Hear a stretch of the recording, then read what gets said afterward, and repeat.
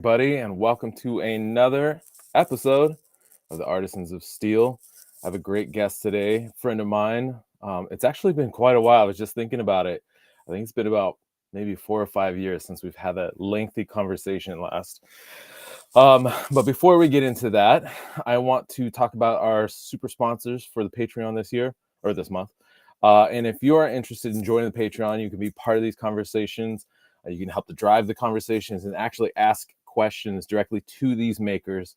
And our live, when we record this is recorded live privately to the Patreon. So if you go in and join, you can find it. What is it? Malmossi Fire Arts in Patreon. I'm pretty sure I'm the only one. And then if you join at the illuminated individual level or higher, you can be part of these conversations as well as the private Q&A, where I'm essentially your knife coach, not your life coach. I can do my best to try to help you with life, but knife wise in general, that's what I'm there for in the Q&A. And we usually have kind of specific subjects that we're talking about. But anyways, this month's super sponsors are, first off, we have Dan Hubbs of 66 Mountain Knives. He's on Instagram and Facebook at 66. Those are the numbers, 66 Mountain Knives. He's got a really great mosaic. Actually, he just posted a few days back to play on the maelstrom pattern, and he's using gradient elements, and it looks really wild. It has kind of like this almost kind of like sea creature quality to it, but it's very cool. And it's kind of like has a little bit of a background of black around it and stuff like that to help kind of isolate some of the tendrils and whatnot. He did a really great job on it. So you should go give him a follow. Go check him out. He's 66 Mountain Knives on Instagram. Next, we have Lawrence Lake of Maritime Knife Supply on Instagram, Facebook, and TikTok at Maritime Knife Supply. You can also find them online, maritimenifesupply.com. They're based out of Atlantic, Canada. And they just got these, they're suppliers of anything that you need knife-wise, all the way from like grinders and anvils to the tiny little pins and whatever you need in between. They also got these really great, carbon fiber, this new carbon fiber material in that has this wild chatoyant quality to it. And it has this like almost like a Damascus look to it. It's pretty rad. But you can go find them all over the place at Maritime Knife Supply, as well as maritimenifesupply.com. Next up, we have Gabe Fletcher, excuse me, of Anchorage Brewing. He's also of Anchorage Forge, who's starting to make waves in the knife making field. People are really loving his work, and he's doing great work. He actually has just been traveling around Europe and in Ireland, and he was hanging out with Fingal Ferguson recently. So he's moving and shaking, and I think maybe, I don't know, I won't announce this yet, but anyways, he's got some great projects coming up, as well as some more fun travel. I'll have to talk to him about what he's comfortable me talking about or announcing. But anyways, go check him out, Anchorage Forge on Instagram. You can see the work he's been doing, and he's getting awesome finishes on his Damascus too. That's very exemplary. So anyways, go check him out, support him. He's a great guy. And if you find his beers in your local market, get a hold of them, because they are some of the best beers I've ever drank in my life. Okay, next we have Mr. Eric Kidwell. He's on Instagram at District 202 LLC. He's still in the works of building up his shop, but he is a great guy who's been part of the knife making community for a long time. He's from Maryland, and I know him best from the Travis Wirtz Hammer-ins, where he is kind of the point man, running around with the camera, helping to make sure that people have have alternate viewpoints from which to watch the demonstrations and the work being done, especially around grinding work. And even in the forging area, there's only so many people can get a front row seat. So he's one of the few that are in there close to the demonstrators with a camera, getting in close, seeing the nitty gritty. That's getting broadcast to a second television where everybody can see. But he's also just a great guy in general. He's been part of the knife making community for a long time. And once he gets rocking and rolling, he already has such a depth of knowledge and experience. He's going to be doing some great work. So I look forward to seeing that. Go give him a follow on Instagram at District 202 LLC. Next, we have Josh Weston. He's on Instagram at Josh A. Weston, as well as at Dragon Forge EXP. That's the Dragon Forge experience. The Dragon Forge experience is really cool. They fabricated these dragons, these forges that look like dragons. So you're like forging out of the mouth of a dragon. They're pretty incredible and super elaborate. They've also done like these really incredible paint jobs on them. And so they take these dragons and they tote them around from Renaissance fair to Renaissance fair around the country. They were most recently, I think, down in Arizona. Right now, it looks like they're up in Michigan doing some cross training with the blacksmith experience, where they're going to be teaming up with them, I think, in North Carolina and other locations I can't remember right now. But if you go to Dragon Forge EXP, you can see some of the most recent posts where you can get more information on where they're going to be, and especially Renaissance fair festivals, where you can have that opportunity to do have a forging experience out of the mouth of a dragon's face, out of the mouth of a dragon. So go check them out. Again, Josh A. Weston on Instagram, as well as at Dragon Forge EXP. Last but not least, we have Oozlefinch Beers, or Russell Tinsley of Oozlefinch Beers. That's OOZLEFINCH Beers.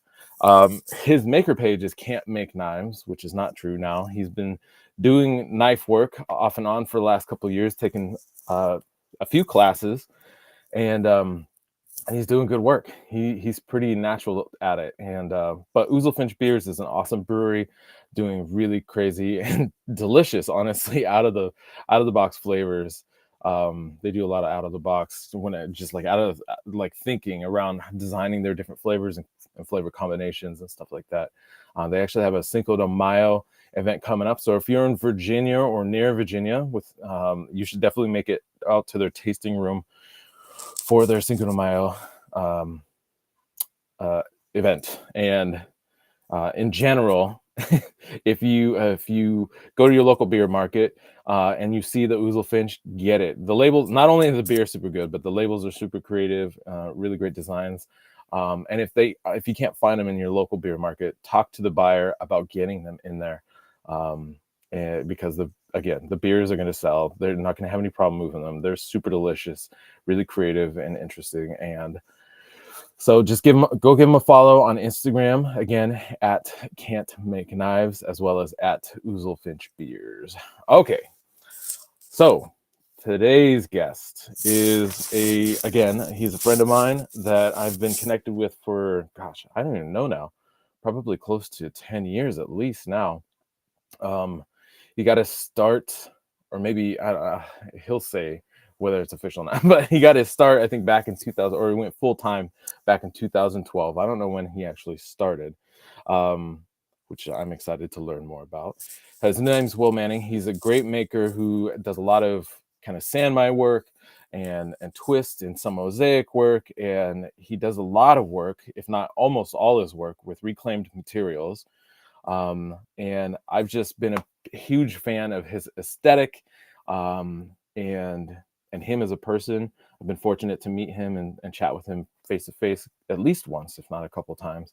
And I'm going to pull him in here now.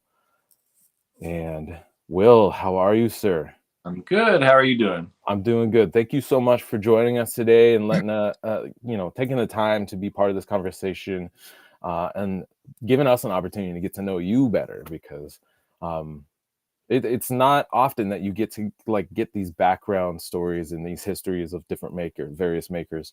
And like I said, I've been fortunate to know you for a long time, but I don't know how many people who are here or listening have had an opportunity to get to know you better or know your background. And so here we are, and I appreciate you joining us. So Thank you for having me. I'm excited to be here. Yeah, absolutely. I want to say it was like maybe 2016, which I guess is only 8 years ago. 16 or 17 was maybe the first time I met you at Blade Show. That makes sense. Yeah, it was probably 16. Yes. Yeah, you were over by Bill Burke's table. I think maybe you had just done some work with him, and you were, or either sharing a table with him, or I don't know Yeah. what. But he let me put 3 knives or whatever I had on the end of his table, and it was like this huge honor. For sure. I sold one and came back with my 2, and whatever, it's fine. And now you have really you've been a great story or journey to follow. I think a lot of people are struggling these days a little bit with how the Instagram algorithms kind of mess with the visibility. But all of your growth, you've kind of done. I mean, you've done definitely some on social media, but I feel like you've done a bit outside of the box in regards to collaborating with other makers or connecting with magazines or newsletters. Can you talk a bit about how that grew? Or actually, sorry, I'm kind of like getting way ahead of myself. I want to start with where like I read through your bio, and it sounds like you grew up in North Florida, and you've kind of been in the South. You're from the South. You've been in the South. Sounds like most of your life, if not all your life. And what was that like growing up? And what were you like as a kid? And what was early years of like, I guess early years, but like, Yeah. as you were kind of, I don't know, like, did you explore with art? Were you building stuff? Were you outside building or like hunting or fishing all the time? Like, what was your childhood like? What were you like growing up in the South? Right. Yeah, just being a knife maker now, it's super weird to admit this, but I didn't grow up hunting. Okay, that's fair. You know, I didn't either. I caught my first trout and like, I don't know, on a trip in Nova Scotia. So it's like, Okay. I'm not the super outdoorsy person. I was outdoors, like riding my bike or building forts. As soon as I got loaned an anvil and a forge, I was out there, you know, trying to make stuff. I didn't know what I was doing. But yeah, the North Florida, it's like flat and there's pine trees and oaks and alligators and snakes and all that. Gosh, what do I remember? I really remember like building forts, and I'd just start digging holes and like put a fire in it, like, call it an oven or whatever. Right. I don't know. A lot of time on bicycles in the woods. Sure. Just, you know, I wasn't old enough to drive, but I could ride a bike and I could go wherever the hell I wanted, wherever I would like. Excuse me. Yeah, no worries. Reel that in. But I was born in Maine, and I actually have this like draw to the Northeast, and I get back there annually, and I love it up there. Just like right on the coast, an hour north of Portland. Okay.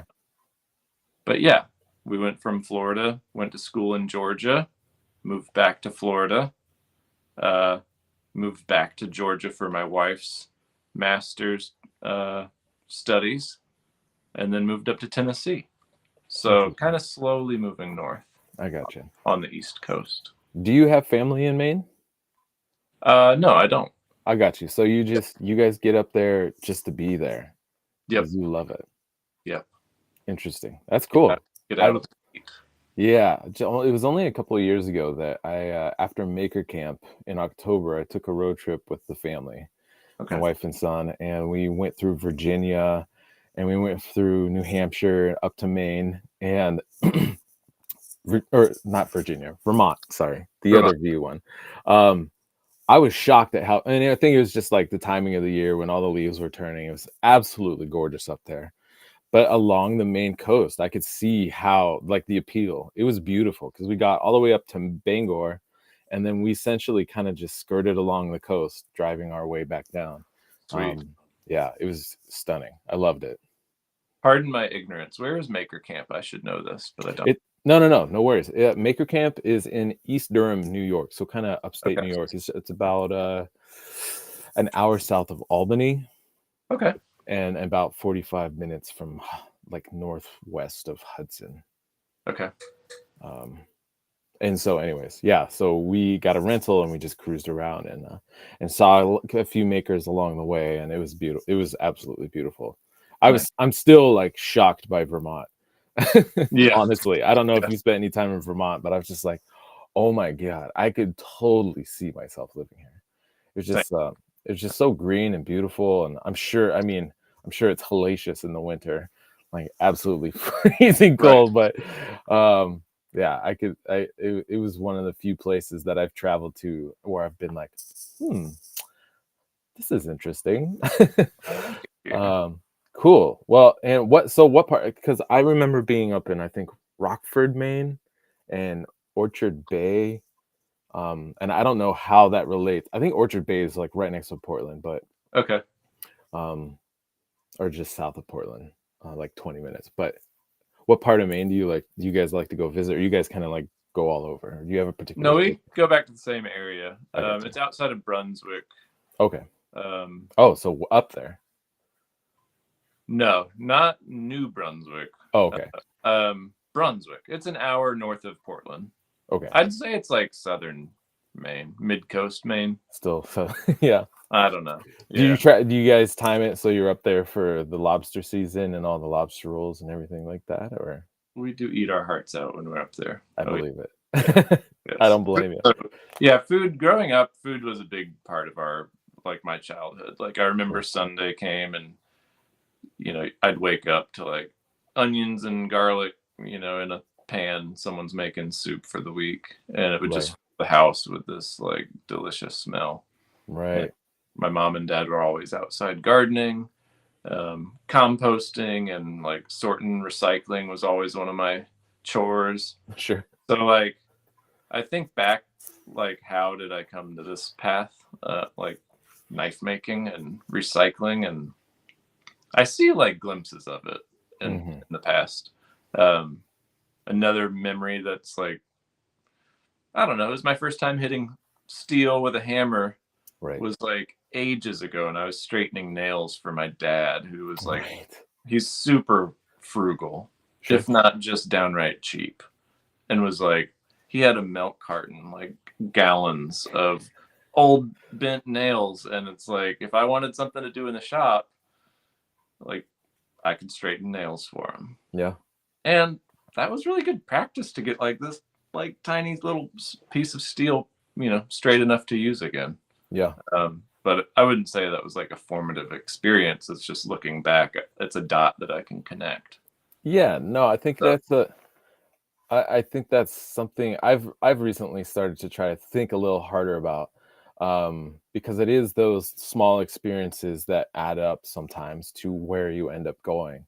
And people ask, how did you get into knife making? For me, and I often like, because it's a kind of a funny way to talk about it, but I say it was salsa dancing, and they're like, how does salsa dancing lead into bladesmithing and knife making?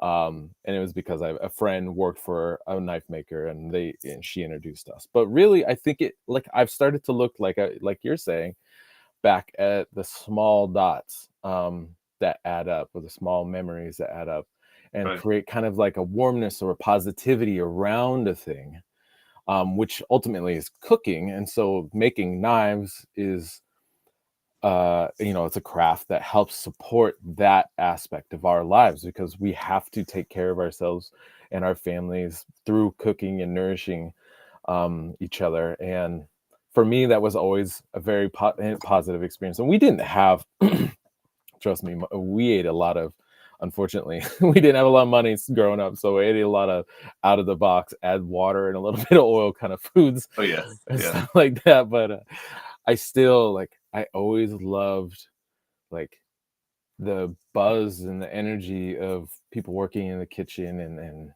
and family being around, especially in holidays and stuff like that. So I think it was the warm feel goods that I think I experienced myself as well, growing up around food, and people getting together, and it being kind of just like this fun thing. And then at the end, you eat a delicious meal, and it's like the crescendo, and then everybody kind of like, all right, time to pass out.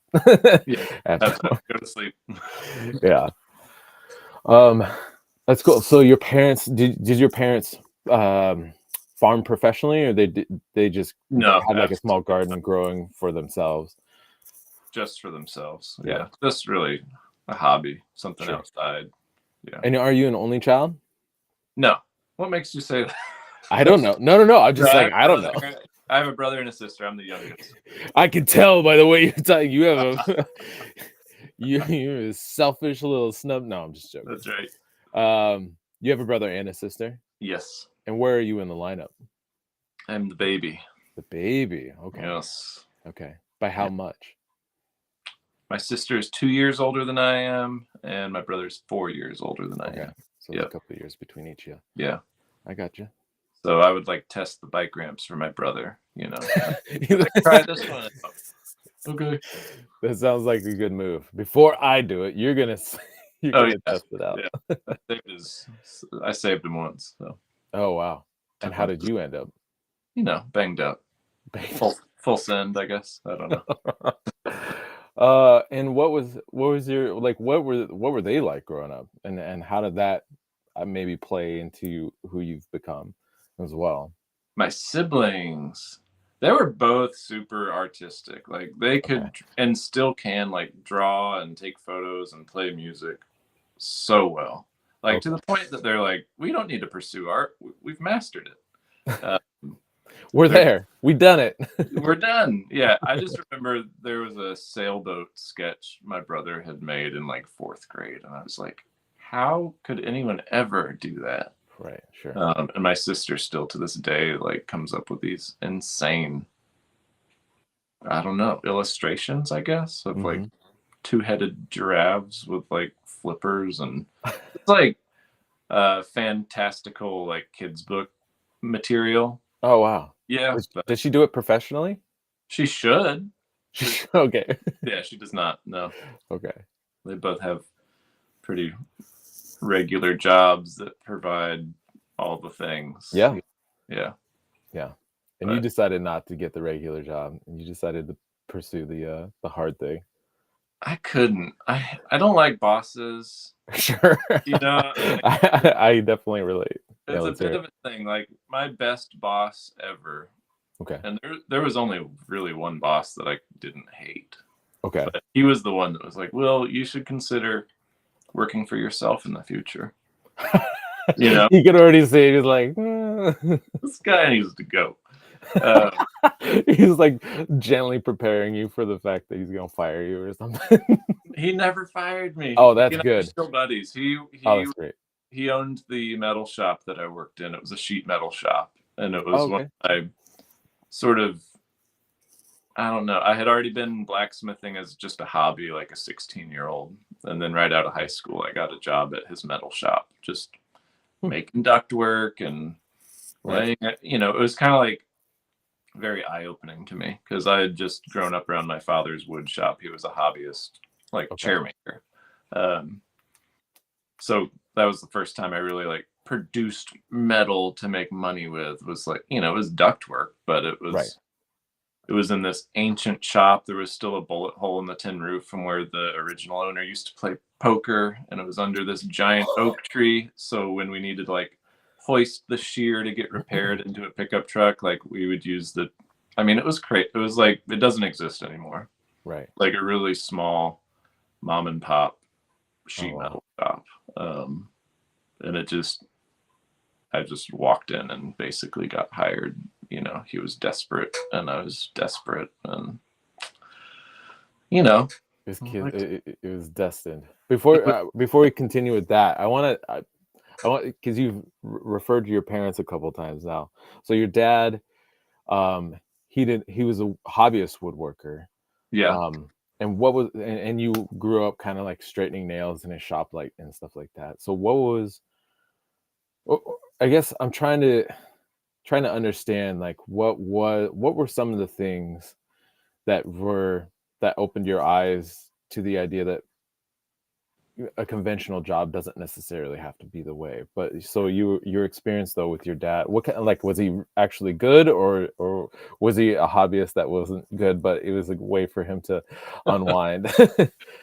I thought it was like at the time, like insane. Windsor Fair and steam bending. But he always took his hobbies to like the next level. And like right now he's retired and he's way into oil painting, and he'll spend like months on a painting, and wow,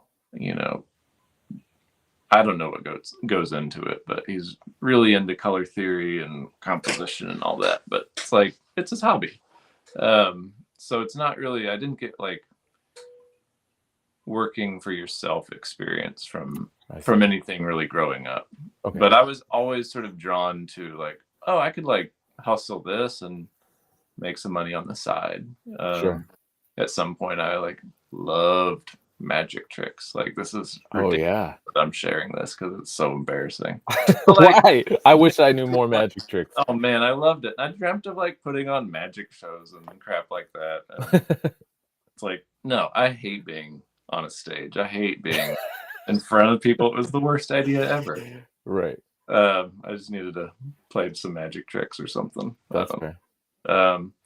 But yeah, growing up, what were some experiences that led to ultimately working for myself? Was that kind of your question? I'm just trying to like round out the Yeah. picture of some of the things that might have led that way. Yeah. Did your dad have a kind of a more conventional job then? Yeah. And then he worked his tail off. Like, Sure. he was out the door before we were awake, and he would come back after we were asleep. Like, oh wow. I saw him on the weekends and holidays, basically. Yeah. And on the weekends it was like he's making a chair for his hobby, and I'm like, "Hey, Dad." He's like, "Straighten some nails." We could use those. Say it again. We could use those nails. Straighten them out. Son. I'm painting a bizarre picture right now. I'm sure your subscribers are like, "Who is this?" No. I think it actually it sounds familiar to what I grew up with too. Like, yeah, I mean, straightening nail, like pulling old nails and straightening them so I could reuse them because yeah, and like I'm really had. grateful for that exposure to sort of that level of frugality, because we live in this disposable world where it's like, I don't have the right size screw or nail, I'm gonna like go buy another box of something. And right, I don't know, I appreciate it. It was my first exposure to like use what you've got to make what you need. Sure. And that's been something that I've always sort of stuck by. Maybe out of laziness, maybe out of principle. It's like, well, why would I go buy a table when I've got this, table-esque thing I could use? I don't know. You sound like I do a lot of roadside shopping. Yes. Seriously. I'm very similar in that aspect. I think in my shop, my grinder stand, one of my grinder stands is an old section of cabinetry that came from my brother-in-law's garage that he was getting rid of. And I was like, that's like the perfect height. And it's got a door and it's got a drawer. Beautiful. And that's what one of my grinders sits on. That's funny. And so, okay, so then it sounds like your dad was very busy. So your mom must have been very busy with you and the other kid and your siblings. Yeah, she was a stay-at-home, kind of lady. Yeah. Still is. She loves home. Sure. And it sounds like she was a good cook. Is that something that she really kind of thrived in, or was kind of her form of creative outlet, or just something she did out of I think just out of necessity. Really. Okay. Yeah. Cooking for the kids or whatever. Yeah. We ate some bizarre stuff too. I know you'd mentioned that earlier. Mm-hmm. It wasn't all gourmet cooking. Yeah. It was just like a smell. I remember like Sunday was this slow day, and we were sort of preparing for the next week. And sure, it's like we had this whole house exhaust fan that we'd open the windows and it would just be the breeze all day, and you could smell like whatever was being cooked in the kitchen like would like eventually get back to my bedroom. Like we had this long, like, I don't know, narrow, long house. It wasn't 2 stories. It was just sort of like crept along, and it was pretty dark inside. So it was like a shotgun style?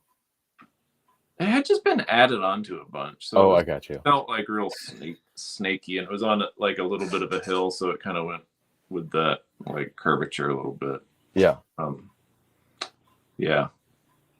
My kid's room, it always ends up, it's like the last room away from the furthest room from the kitchen.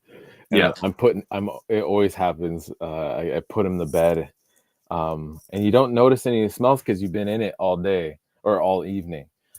We put him to bed, and once he's asleep, close the door and everything. But I'll come back in to check in on him just before I go to sleep, and I can smell all those smells all over again from cooking earlier in the night. How old is your son? He'll be 8 in August. I don't know why I keep saying it that way. He's 7. He'll be 8 in August. Yeah, but yeah, I get it. Yeah, it's a few months away. So it's like, to me, he's basically 8. So I think that's why I keep saying that. He'll be 8 in August. Wow. Yeah, and so I don't know, and I think about, like, just like we're saying now, like the experiences and our memories from our childhood sometimes, and I know you got it, kiddos, at least one, right? Just one. Yeah, got Yeah. a daughter. Yeah. Um, and and um, and like sometimes wondering what they're gonna pick up and remember from their childhood as they get older and stuff like that, and how that might affect, you know, they're just the experiences they choose to try to seek out, and the things they try to do with their lives. Um, I don't think about it too hard because, like, you can't come to any um, finite, I guess, decisions or conclusions or anything like that. But Right. I do from time to time. We have an experience, and then I have like this moment where I kind of like am set back behind myself, and I'm like, oh, this is an interesting experience. I wonder if he'll remember this. I know I will. At least I think I will. Who knows what happens to my memory as I get older? Right. But yeah. Yeah, it's an incredible, I know it sounds cliche, but just being a newer parent, it's an incredible journey so far and experience. And if I'm tired, if I look tired, that's because I am. Yeah, for sure. I feel like I haven't gotten a solid night's rest. I get maybe like I wake up feeling well rested maybe 2 or 3 times a year. Yeah. And I don't. It's just like it's not necessarily the kid. It's just like it's just life. Right. And yeah. So Yeah. I no longer, beforehand, I didn't have a kid that was necessarily relying on me getting up first thing in the morning and stuff. So sometimes I would just wake as I woke, but nowadays it's like I'm up every day at a certain time. So then I'm doing the thing where I'm like, it's about 9 o'clock. I think it's about time to start making my way to bed, so I Right. can try to make sure I get a good night's rest. That's right. Yeah. um, but yeah, because yeah, it is good. It's challenging, but it's good. Um, I feel like I'm learning a lot about myself at the same time as trying to learn how to be a good parent, Mhm. father. So Totally. I imagine it's similar for you. Oh, yes. So you said, okay, so you, before you started the fabrication job, you'd already been doing a bit of blacksmithing and forging yourself. Where and what age and how did that even start? Yeah. I think must have been around 16. Okay. And when I sort of got into blacksmithing as a hobby, and that Right. happened, there was a group in our, I mean, it's still there. It's FABA, Florida Artists Blacksmith Association. I think Steve Okay. Schwartzer was one of the founding members of that group. I can believe it. Yeah. But we had separate regions. There are 4 regions, and we were Okay. northwest, I think. I forget. But they were pretty active in Tallahassee, the town where I was raised. Okay. And my brother was dating a girl, and her dad was a member of this group. Oh, And so suddenly here's, a 20-year-old and his little brother, maybe. I don't know the ages, but yeah.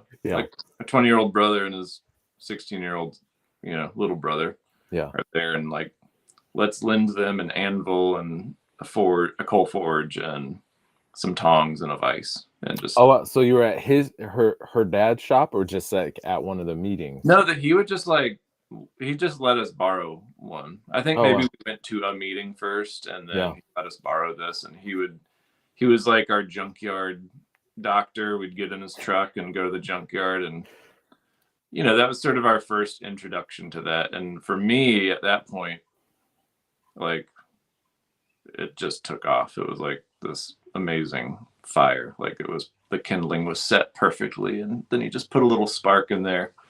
Um, and I was just like, this is amazing. And then you have all these built-in mentors of these like Mm, retired doctors that blacksmith on the weekends, and they want to pass all this information on right. to the young ones. And I really owe a lot to FABA, and um, I don't know. It was just like this really formative time where you didn't have to make a living, like you're in Sure. high school. And That's a great time to experiment. it really is. Like, I Yeah. wish I had taken more advantage of it, but I I do just too. didn't know. Yeah. I Yeah. think back to like the music I was listening to then, and that's really, it's ingrained in my mind, and like that just Mm, time. right. So I don't know. Yeah. That's How did interesting. you? I know you got to it through salsa dancing, and if it's an overplayed story at this point for the No, it's podcast, okay. I want to I hear have sort like of how a you. Yeah, I have like an elevator pitch version. that's Yeah. smart. So I have a friend who I was salsa dancing with at the time.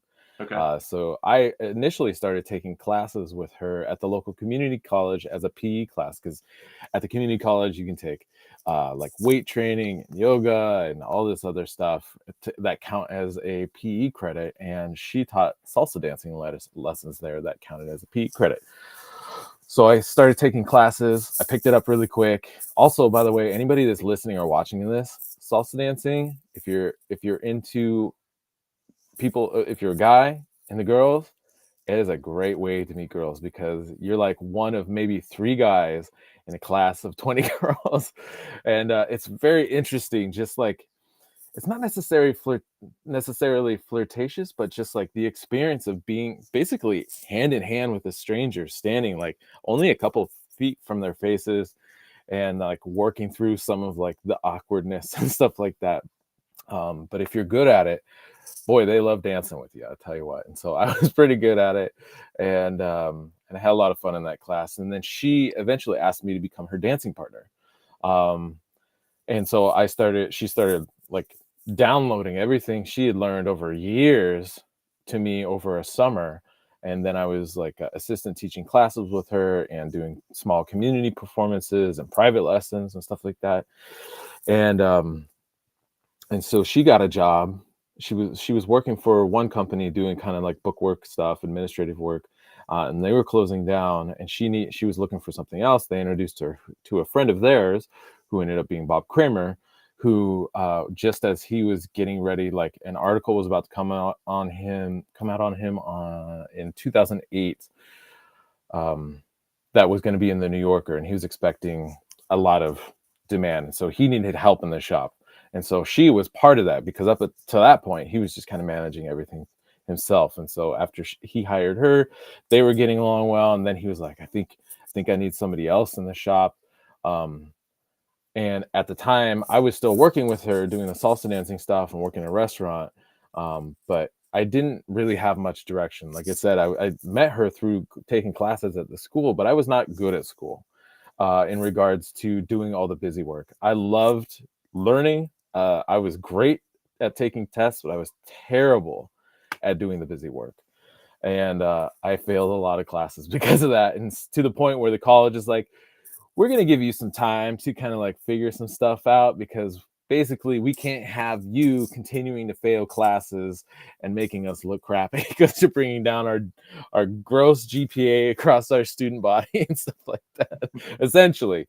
So I was on a kind of a probationary period anyways from going to school. Okay. And so I was about to actually leave town and move up to a college town north of Olympia, where I live currently and where I was then. About 3 hours. It's just like at the Canadian border. It's like about half an hour away from the Canadian border, Hmm. called Bellingham. I had friends going to school up there. This big, not a state college, but one of the larger colleges and universities in the state. Um, and it was a cool town, a lot of pretty girls. I had friends there, so there's that familiarity, and I felt very confident in my ability to just like plug back into somewhere different. And so, but then I met this guy because I was like kind of at a loss. I was terrible at school. I didn't have really any direction. Um, and so my friend introduced me to her new boss, Bob, with the idea that he might be able to impart some wisdom on me, and that she thought we would get along really well. And and so it's like, oh yeah, cool, it would be great to meet him. And it turns out he's a knife maker, which I didn't understand what that even meant. And this is again in 2008, so I was like, people still do that? Like, what are people doing with themselves? They're still like forging steel. And so We had a great conversation. He ended up offering me a chance to work in a shop, and that's where it started. Nice. Yeah. That's super cool. That wasn't 2 minutes. That was probably like 5. But I've tried to do work to dial it in because it it's can hard. be very long. Yeah. But yeah, that's how I got my start. Okay. And gosh, I had a question about you though. Oh, so you're saying that your brother and sister were both very creative and talented, kind of artistically, musically, and like with drawing and stuff like that. Did you have stuff like that? Were you or was when you started the blacksmithing and you were borrowing this equipment and you were just saying like all of a sudden like a light bulb went off or something clicked in? Was that like a kind of an aha moment for you? I feel like it was looking back. I mean, I played drums and bands and all that. Like Okay, so you were musical as well. I was musical. Well, I guess you call drums. I don't know if that's musical, but I was way into it. Like had Yeah. band practices at our house and all that. Right. But yeah, just in terms of creating something, like bringing it into existence using your Right. hands. But really, the fire, it just seems so foreign. Growing up around my dad's wood shop, like Sure. like Fire was probably a thing you tried to keep out of the wood shop, right? yeah. So we put it in Generally. the overhang, like next to the wood shop, and it was great. Like I loved going to the scrapyard and just seeing these like bins of copper and different stainless steel bin or go get a Right. spring off of a car. Right. And I just loved, I don't know, something about it stuck and wound up at that sheet metal shop job. And then I went to school and sort of changed the direction I thought I was going. I was doing the environmental science route in college. Sure. And decided I would rather study art. And Yeah. did that and got a job as a living history blacksmith. I'm just jumping into the whole story now. Yeah, do it. You're great. Living history blacksmith for 3 years, which was really I had taken a long break from blacksmithing, like 3.5 years. Okay. So here's this hourly wage job. I mean, I'm out of school with an art degree and I'm like at a living history job and I'm like, great. But I was super excited. Right. It put me back in touch with one of the members of FABA, another founding member who is now passed, and he became a great mentor. Oh, excellent. And I made nails for 4th graders by the hour for 3 years. So it was great. It was a great time to get like time at the anvil without the pressure of selling what you make. Right. That's really a good point. Yeah. Yeah. I mean, it wasn't an apprenticeship, which would have been more educational. Sure. But I had access to this mentor. His name's Skeeter, or Charlton Prather. But he goes by Skeeter, and his touch mark was a little mosquito. And he was like the most old-fashioned guy. Like till the day he died, would just like take his hat off and bow to a lady and open the door for her. Oh, wow. Like that level. And it was just, I don't know. He taught me a lot, not necessarily about metal or knife making, but like life. And, he did teach me a lot about, basics of blacksmithing.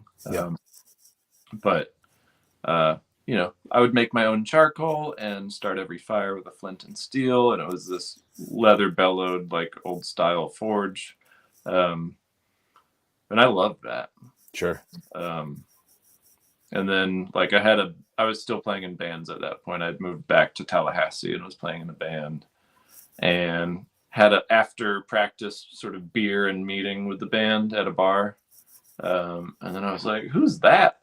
And this girl walks by and she's one of my best friend's little sisters from high school. Oh. And I'm like, hey. And, we chat and I get her number from her sister, who I am still good friends with.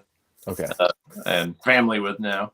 But she wound up she was living in a townhouse right behind this historic site. Oh, wow. And so on my breaks, I wound up like skipping over there for lunch and all that. And she was food. Like she had a little mini garden in the back of her townhouse and was making bread. And it was the first time I'd seen like, you know, it was like the last time I'd seen someone interested in food. It was like my parents growing in their garden. And now here was someone my age that was passionate about growing food and cooking food, and just it was at that sort of next level. Yeah.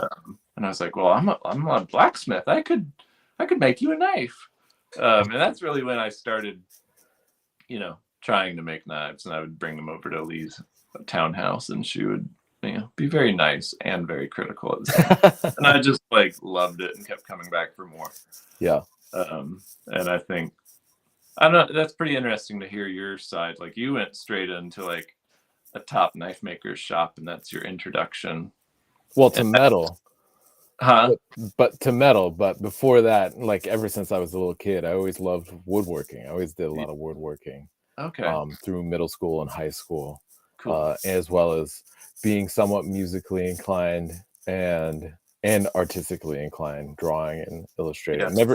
Never any painting. I was terrible at painting or any kind of ceramic work. Although now I see that I could have figured it out if I had just taken some time to figure it out. But right. at the time I was like, oh, I'm either good at it or I'm not. And and so I just didn't spend any time on things I wasn't good at. But knife making I fell into that position, or it was offered to me, and I kind of fell into it, and it turns out like I'm really good at it. You are very good at it. I mean, yeah, I was like, I'm talking to a god at that Blade show, and I got to meet you. I was like, oh my God, I know that face. I'm gonna go say hi to him, and you know, yeah. And you were so approachable, and still are, and I really admire that about you. To me, I think part of that is like I always struggled with self-confidence growing up, and so inside I'm still just like this kind of nervous, anxious kid who doesn't think much of himself, and I'm getting better at the self-confidence, not cockiness, but just confidence in myself. That right. But I have my moments. By the way, I'm there with you. Yeah. And yeah, so I'm still just some ding dong, basically smashing away on hitting for. I always people. I think I refer to myself often as a metal mashing monkey. There we go. I feel like there are aspects of the work that require some finesse, but I don't know if that's necessarily sophistication. And maybe there's a physical intelligence or physical sophistication to that work, but otherwise I feel like I'm just like I said, a metal mashing monkey. So and what I have good hand-eye coordination. Okay, there you go. Yeah. What were you saying? I have another question for you. you. Let's hear it. When you started working for Bob Kramer, what were some of the first, like, most menial tasks you were doing? Like, what? I was cleaning a shop. You were cleaning shop? I spent like at least the first couple of weeks there. Okay. Cleaning the shop. And so when I met him, he was like, I can't promise you full-time work. So I wouldn't give up your day job right away. Or he didn't even say right away. He just said, I wouldn't give up your day job. But I think it was kind of a litmus test in a way to see what level my attention to detail was on things as simple or menial, as you're saying, as just cleaning, like sweeping, cleaning, attention to detail, like tidiness, all that kind of stuff. And I think I passed that test apparently. And so he continued to give me more work, more things to do. So then I was like making his mosaic pins. So just drawing like a resin through a tube with some pins in it. And that's like his center pin for his knives. Mm-hmm. And then I was breaking down blocks of wood or like chunks of wood, like billets of wood, into what would become handle blocks, and organizing and storing those. I honestly did for the first few months, I did a lot of reorganizing and cleaning in the shop, to a point where it was in pretty good shape. especially for a 2,500 square foot space. It was a lot to tidy up and reorganize and kind of categorize and stuff, but we got there. And then here and there, he would show me stuff. And so like after, I think the next big step was like profiling knives and drilling holes and going through the process of how he does that. And then primary grinding knives before heat treatment, and then handle assembly, and then handle sculpting, and then steel making. But the steel making was like in the last year I was there, and I worked for him for essentially 3 years. Cool. Yeah. So the steel making, the Damascus making was like the last year.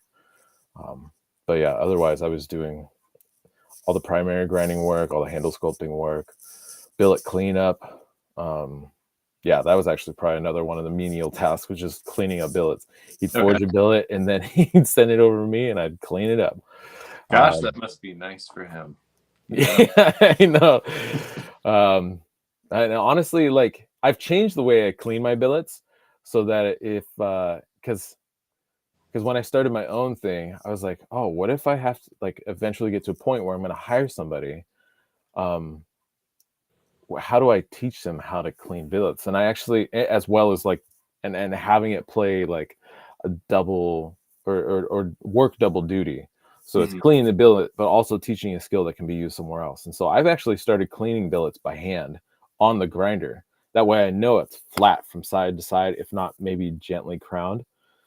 Because if you have any kind of dip areas, that's potentially areas that will weld around that dip and create a void or a cavity or a bubble or something like that you see often in work, especially in the initial layups of thin layers and stuff like that. And so when I clean up billets, I'm standing at a grinder with a billet.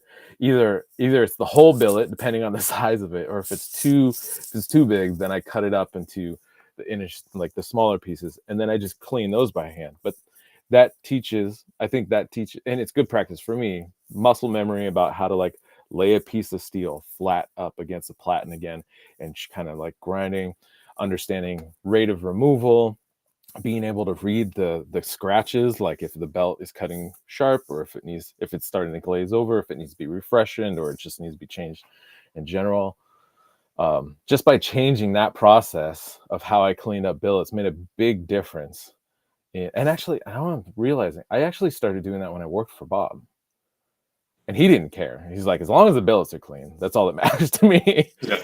And so I actually started doing that with Bob. And so when I did that for myself, I was like, oh, that's when I had the thought process. Was like, oh, this could be a good way to teach people grinding skills on some like a gross shape object, nothing too refined. It's okay if like a small mistake's made, it's not going to be the end of the world versus a thin blade, right? Yep. If you accidentally hit it the wrong angle at 60 grit, you're like doing some bad things to the steel. Yes. So cleaning up billets by hand on the grinder was a great way to practice grinding skills.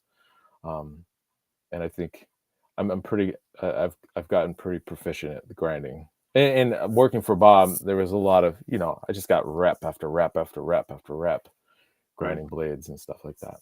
Yeah. Nice. Yeah. Cool. That's awesome to hear. I love hearing that. Yeah. Now I feel like I know you that much better. Yeah, absolutely.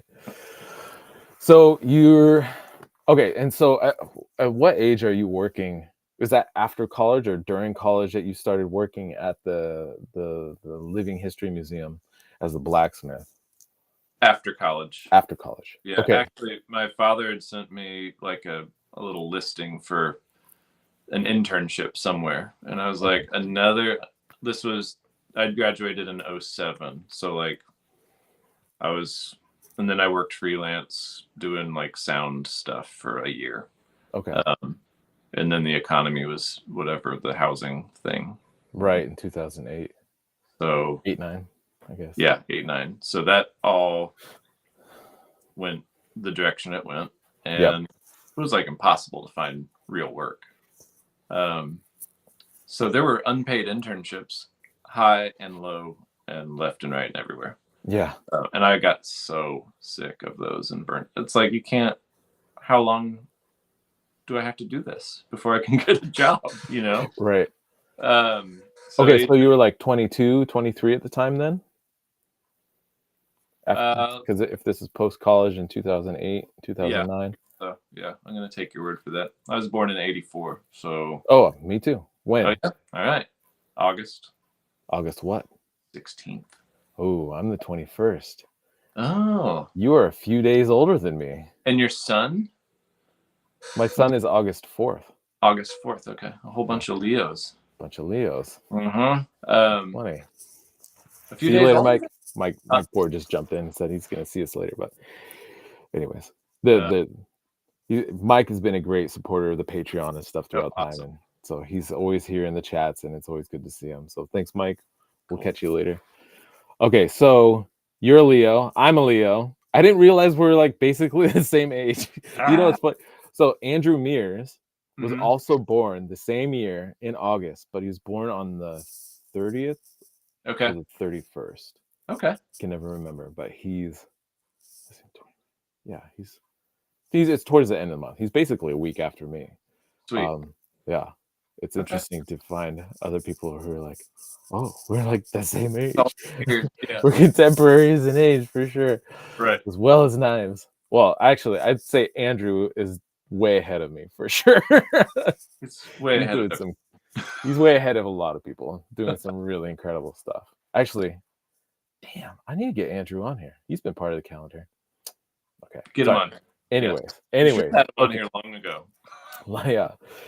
So you're in your early 20s doing that work. Yeah. And if it's in 2008, 2009, you were basically 24 or 24, 25-ish, depending on the time of the year when you were doing it. And because I'm doing it based off my age. I know I was at the time. I don't remember my age. I could do that math real quick. And you start. Your wife's name is Lee. Yeah. So you start hanging out with Lee and dating probably, and you're making these experimental knives. When is it that you're like, I think this is actually a thing? Like, was it something you were doing or something you saw out in the world that you were like, I think I could pursue this as an actual, like, as a business, as a way to earn a living, continue to learn this skill, this craft, and turning into what I love what you've done with the business. But how did that all of a sudden not snap? But it did not all of a sudden happen. It was slow, and I mean, when it did happen, it felt kind of quick. But so yeah, from the living history days onward, it was, it progressed. I was not making knives just to give to Lee. I would make for my mom or like my, friends of friends or something. And you're getting feedback from people. And I'd get some feedback, and I really had no clue that there were knife makers out there doing what they are doing. I was totally unaware. I was told saw blades make good knives from the guys at Faba, and from the blacksmiths. And there's one other point I want to talk about later. About reclaimed materials and all that, which I'm self-conscious about because it seems like this cliche. It's like an Etsy term or something. But reclaimed materials? Yeah, I mean, it sounds, like maybe, I don't know. To me, it's just describing very accurately what it is, isn't it? Right. Yeah. I guess I'm self-conscious about it because it's like there's all the new steel and all the nice looking stuff. But when I was at that I'm just going to talk about it now because I'm a fan.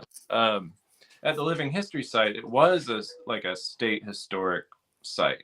It was I think it's a National Historic Landmark, and they have archaeologists working there, digging up actual buildings or trash heaps and taking them to a lab that was on site. And so you could go in there and see these artifacts from 300 years ago. And that was from early settlers? Yeah, early Spanish settlers. And I mean, and it's not like history is hardly ever beautiful and kind, but No. there was none of that. But it was really cool to have access to these archaeologists and all of their knowledge. And it wasn't until I left that job that I had the realization that these guys are just studying, I'm not making light of it. They're studying people's trash and drawing these big sort of conclusions based on what they're throwing away. Like, what materials are valuable to them? What are they doing in their day-to-day life? And, how are they living? What are they doing? Yeah. Sure. All the questions get answered by looking at the trash. And I started thinking about this. And so it was around that time that I was like, well, if I do make knives for a living, I want to do so with this limitation of using reclaimed materials, because we're living in this post-industrial society and there are heaps of steel, as evidenced by my early trips to the junkyard, that are just getting melted down and turned into rebar and whatever. Right. And I was like, I should easily be able to make a living sort of in this industrial underbelly, is sort of how I remember thinking of it at the time. Okay.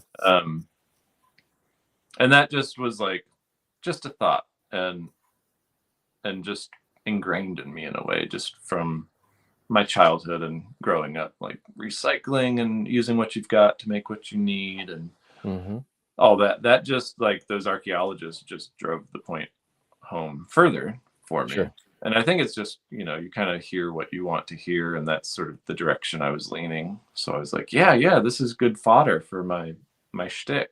But it's, I believe in it, and I wasn't using it just as like, oh, it's like pallet furniture or something, No, I mean, like, I think your history, because there's that context of like it's kitschy or something. So I've always been moved to like push it.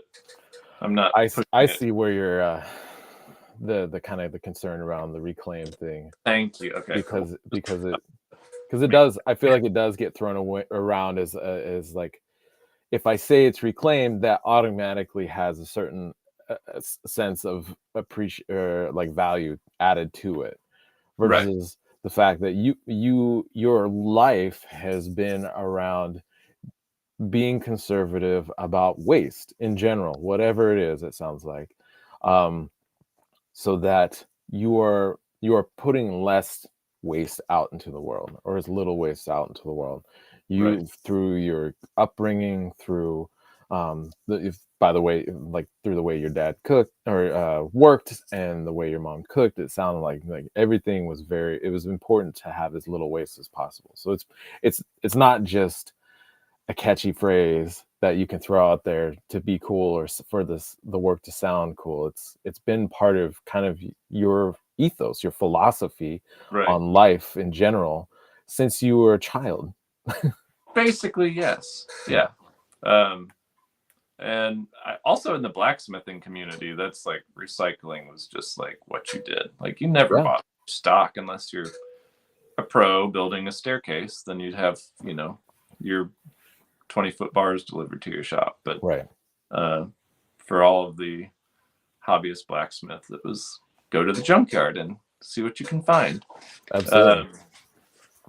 But it was 2014 when I finally went full time, and we had since moved to Athens, Georgia. I followed Lee up to when she got her, got accepted to UGA to get a master's. Okay. I was like, well, I'm kind of done working for the state of Florida as a blacksmith, and I've got enough going that I can kind of find another part-time job and juggle, being a knife making hack and, whatever, getting some sort of job in Athens. So I did that for a number of years, and then 2014 came, and that's when it was time to quit the part-time jobs and focus. And so it was kind of a slow, what is that? 2009. That was 5 years of sort of working my way up slowly. And even when I started going full time, it wasn't like, it was a catastrophe waiting to happen, really. Like, oh, really? Yeah, it was like an article came out with a beautiful picture of a very rustic cleaver on it and a little blurb about using old saw blades. Okay. And my cell phone, I was in a recording session and my cell phone started ringing and I was like, okay. And it wouldn't stop ringing. And I was like, holy crap, this magazine is like legitimately changing things for me right now. So I Right. quit all the part-time jobs and I was like, I need to deal with this because it's a great opportunity to not work for like someone else. Sure. And to pursue this thing I've been wanting to pursue for 5 years. Yeah. So I finally made the jump, but there was such demand right from that get-go that paired with not knowing what the heck I was doing from a knife making standpoint or a business standpoint could have really ended abruptly and bad. And Right. and I'm grateful, like I got some stability under me and figured it out. And like, I don't have knife making figured out, but Yeah. I've leaned into it and progressed versus just becoming a total mess. Yeah, I've heard that those things called the hug of death. It's like a positive thing, but it Right. can totally screw you Right. if you're not prepared for the fallout, I guess, essentially of an article like that dropping, or being like, for me, it was being on a big podcast or Okay. stuff like that. If you're not ready for it mentally as well as like business wise, it could be the beginning of the end for sure. Yeah.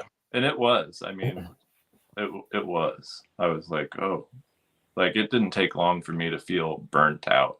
And I was Sure. 1 year into it. And, Right. I still I feel like anyone that makes a living with a craft sort of struggles with this between making a living and fulfilling themselves as a creative individual. Yeah. And I only recently kind of came up with a plan to address that. So, Nice. Oh, but I'm glad you gotten there, because it's well, hard. I don't know. It's for now. It's working. So, Sure. I had to do that a couple of years ago. yeah, Yeah. I remember seeing your sort of production-oriented knives come out. Was Mhm. that That wasn't necessarily. I mean, I'll probably still do more of that kind of stuff, but it okay? was just like how I changed my business model in general. Okay. Um, but yeah. So was that the Garden and Gun? What was it? That was Garden and Gun. Okay. Yeah, And what and is Garden and Gun, real quick? Garden and Gun. What is it? It's like a online magazine or a physical It's a magazine? physical magazine. It's Okay. you could say it's a Southern lifestyle magazine. The name Sure. is like controversial to some people, but their articles are actually really good. Okay. Yeah. Excellent. I've They've never got seen one in real life. I've seen people featured in them, like they yourself, yeah. or I think oh my gosh, I'm blanking on his name now. But a few other makers as well. Yeah. And so I've always been interested in checking one out. I just never seen Yeah. it. Maybe when I'm down in Atlanta this year, I'll have to find one at the airport They or somewhere definitely out and about. exist in the airport. Yeah. Okay. Um, but yeah, they always have some very thoughtful articles. The staff there is like they're mostly just amazing. Um, so check them out. I don't Yeah. know. They're yeah. But I had no clue like the power of that sort of thing. Sure. I was not ready for it. But um, when I was in Athens, I'd also befriended Luke Snyder at Bloodroot Blades. Yeah. Um, and he and I were just like forging on Fridays together for fun. And it felt more of a community thing. That's great. Um, Luke's a great guy. I mean, from my few interactions with him, he yeah, seems like a guy I would like to hang out with more for sure.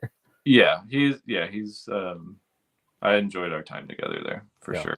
I have not stayed in touch with him, Okay. but that was in part because they got super busy. Like they had the same thing happen to them, but on a bigger scale. I think they had like 2 articles Yeah. drop at once, and they had a team of 2 people. And Right. like I definitely felt like, oh, like that's my like friend, and now he's blowing up, and I don't have my friend. Like. Oh, I But, gotcha. Yeah. but they also like they were Luke was the guy that told me, like, go buy a good camera and take good pictures of your knives. That That's was been something I wanted to bring up, yeah, that's been but we'll get crucial. Yeah, and yeah. I've never really like told anyone that that's that. I usually, if I get a photo question, I just answer it, but I'm not like giving Yeah, advice like that, you true. know. But if you sell knives on the internet, you got to have some pictures, and there's good pictures and bad pictures. I'm not saying mine are great. Mine definitely just I think they're I pretty have good. I have a system for them, and Yeah, just where I'm at with it. And I see other photos, and I'm like, holy cow, that's a good photo. true. But you know, you got to have at least some sort of image for people to see. Yeah, I think yours have a consistency kind of in style and lighting. Um, and I think and I think what you do a great job of is you create images that are visually compelling because like you're saying, this is all through the internet. Most of your customers, most of any knife maker's customers are not seeing the things physically in hand before Right. making the purchase. The best they can do is judge based off the photos. And if you're not taking the greatest photos, it's going to be hard for people to be compelled to make that call, to make that pull the trigger on buying that thing. Right. And I think you do a great job. I was cruising through your Instagram and your Facebook, but even just sliding down the grid, like all the images are really nice. And they're again visually compelling.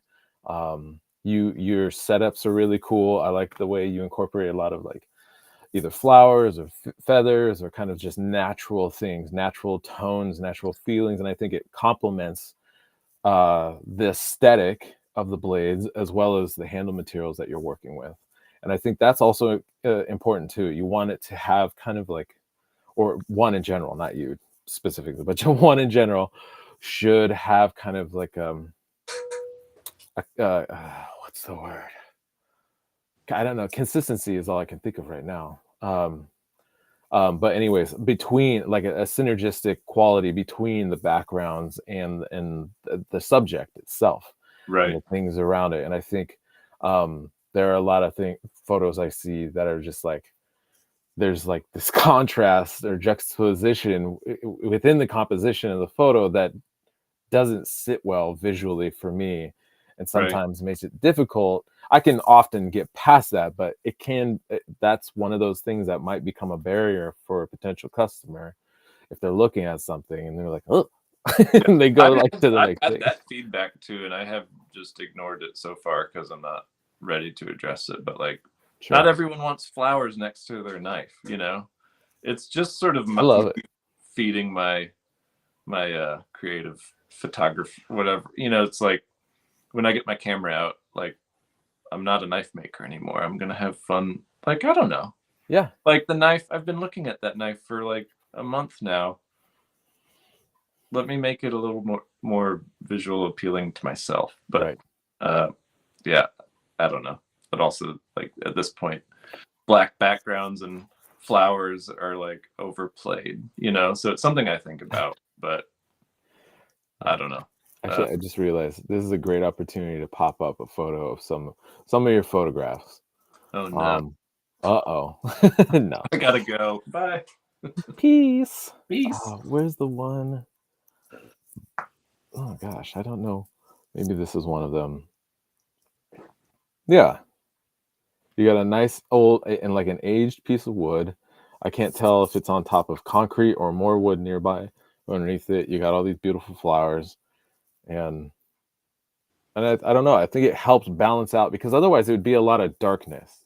Yeah, they And are. this isn't even the full thing. I actually cropped it down a little bit, and so I think the brightness, the color from the flowers helps to balance things out a bit because otherwise it would just be very dark. Yeah, very dark. Some Yeah. are too dark, but you know. Well, but in this one, this is a photo of your shucker. It makes sense, and I love that you have all these other ones in the background, and that it's floating above them.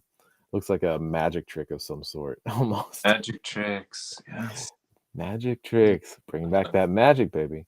that's right. Um, I did want to go. So these knives that are in this first one that we showed with the flowers, they have a bunch of like really interesting twist activity going on. Twisted Damascus, and I think you do a great job with the twist Damascus.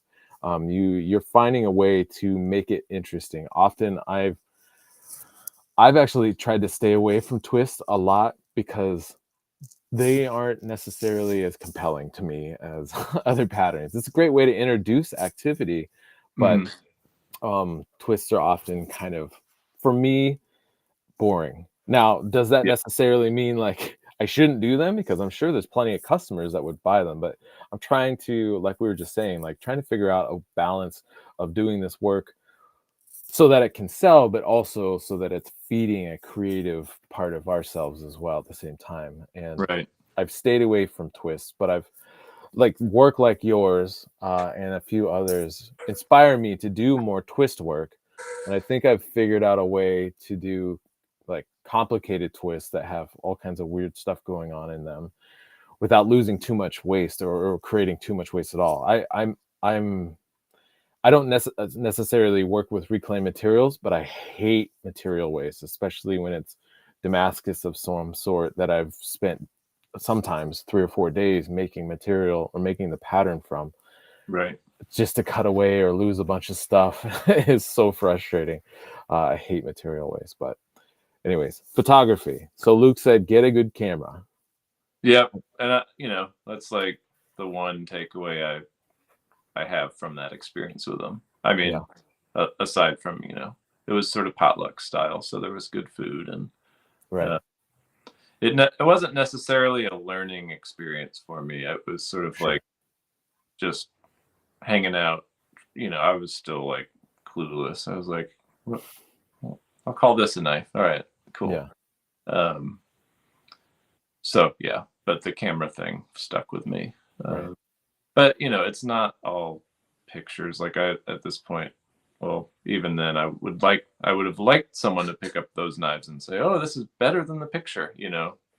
Um, and hopefully, at this point, someone opens a box for me and they're pleased. Like Sure. that's Yeah, that's the hopefully at goal. this I point. don't want them to just be like, "I got ripped off by someone with a camera," um, and Yeah, based on like a number of repeat customers, I feel like, okay, I must be doing that. Like I must be achieving satisfaction, which yeah, uh, a mentor here, a little nugget of wisdom he has is, and he's not in knife making or even metalworking, um, is that your one job as a craftsperson is to exceed expectation. And that can be, you can apply that to, I got an email. My response needs to exceed expectations. I'm sending them a knife they paid for. I need to exceed expectations. yeah, I am making this knife to be what I call a good knife, and I need to exceed my own expectations. It can, right. it's like this really simple thing, but if you apply it to everything, it's like a surefire sort of success. Sure. Well, Uh, and oh, sorry, go ahead. oh no, I was just gonna say that's one thing that has stuck with me. Yeah, Um, so yeah. I agree. I am always, and I think that's, I used to really, and I still struggle with kind of like a level of perfectionism.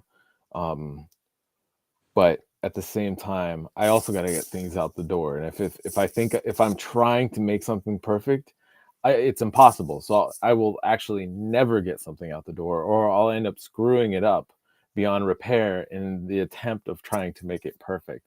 So at a Yeah. certain point, I need to stop and move it on. But that is always, and I think that hope that the work that I'm doing, especially at the price points that I sell my work at, or people are buying my work at, is that when they receive it, they feel like, oh my gosh, this was a steal. I underpaid for this thing. Like I can see the amount of quality and or like the time and attention and care that the maker had put into the work.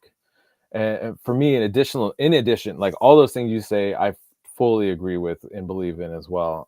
And then the only thing I would add in addition is that, and I think this is me just like often overthinking things, but it's just like, or yeah, anyways, overthinking things. I'm like, I keep trying to think of words and I can't think of what they are. So You're this is overthinking. my ADHD brain is just like, no, sorry, you don't get to have that word right now. Right. Uh, I hear you. I hear you. yeah.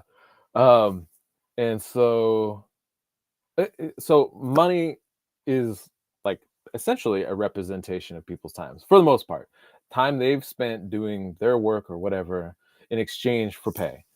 And I'm essentially trying to respect that amount of time that they've put into earning that money Right. so that when they receive the thing they feel like they're getting that value exchange of, this is, it could be a week or half a month or a month's worth of pay that they're Hmm. investing in this, in the tools that I'm making for them. And if if they feel good, like that was a fair exchange and that they feel like they're getting a deal out of it and they feel like this is way better than I ever thought it was going to be, that makes me happy. And I do, Yeah. thankfully, I fortunately get a lot of positive feedback about, especially after the pieces initially unboxed and looked at, and they aren't necessarily used right away, but when they eventually do use them, then I get another email and they're like, oh my god, this was so much nicer to work with than I was expecting.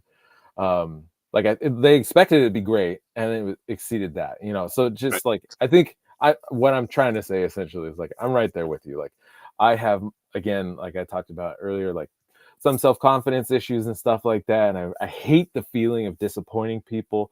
So I'm Right. like always trying to outdo myself and learn at the same time and do something interesting, but get a tool to person that they're just going to be so happy to own, and for the rest of their lives, or pass it on or whatever. Right. um a hashtag I used to use is future antiques of America, as well as I think heritage or heirloom handmade or something like that. I don't know, I don't use hashtags anymore. I was It about to just ask, do you use hashtags anymore? No, I don't. I I use I use none. the way social media seems to be going is like no matter how hard you try, maybe the harder Doesn't you try, I the more think the you fail. Yeah, I think the value of hashtags is potentially if you are tying your hashtags to entities that you hope maybe will discover you, Hmm. whether they're like a magazine or a website or something like that, or kind of like Right. if somebody's searching Seattle, Washington, that again, like I don't use hashtags, but I can see that there could be value there if I like one of the big food magazines locally is the Seattle Metropolitan magazine, and they talk about restaurants and businesses and stuff like that, but mostly around like travel and things going on in the Northwest. And if I want to be somehow seen in a way, either by them or somebody who looks to a magazine like that, who is a potential customer who's looking at those Hmm. kind of magazines, I should be trying to use the hashtags that magazine uses, um, to create searchability. I think before hashtag, I don't know if it was necessarily about searchability or what, but I think it's kind of returned back to kind of just being like keywords and searchability and stuff like that. And I think people should be thinking about them that way instead of like a lot of the silly hashtag made up hashtags that I was using and I've seen other people use that just like makes no sense because nobody is searching that specific weird term that you just came up with. Right. So like I think I used to use another one that was invest once. And so it was like a weird way of like making a statement, I guess, Yeah. Yeah. rather than like actually being about searchability. And now it's like I think if you're gonna use hashtags, they should be about searchability rather than anything else. Being silly, or I mean, you can be silly if you want, but I don't know. Yeah. Anyways, wow, that was a You're huge so tangent. silly, Mareko. I'm just kidding. So silly. That's silly. So um so you were, and I think I also saw through your social media that you've been kind of like a finalist or a nominee for other kind of like contests or newsletters. um I'm since we're kind of in a little bit of business talk right now around visibility and sales and stuff like that. I guess what led to that was us talking about like our sense of responsibility, kind of in a way of making sure that our work exceeds our customers' expectations. What are some avenues that are kind of unconventional, maybe, that you've followed in regards to kind of creating the visibility and interest in your work, or just like getting general just eyeballs on your work in general? Right.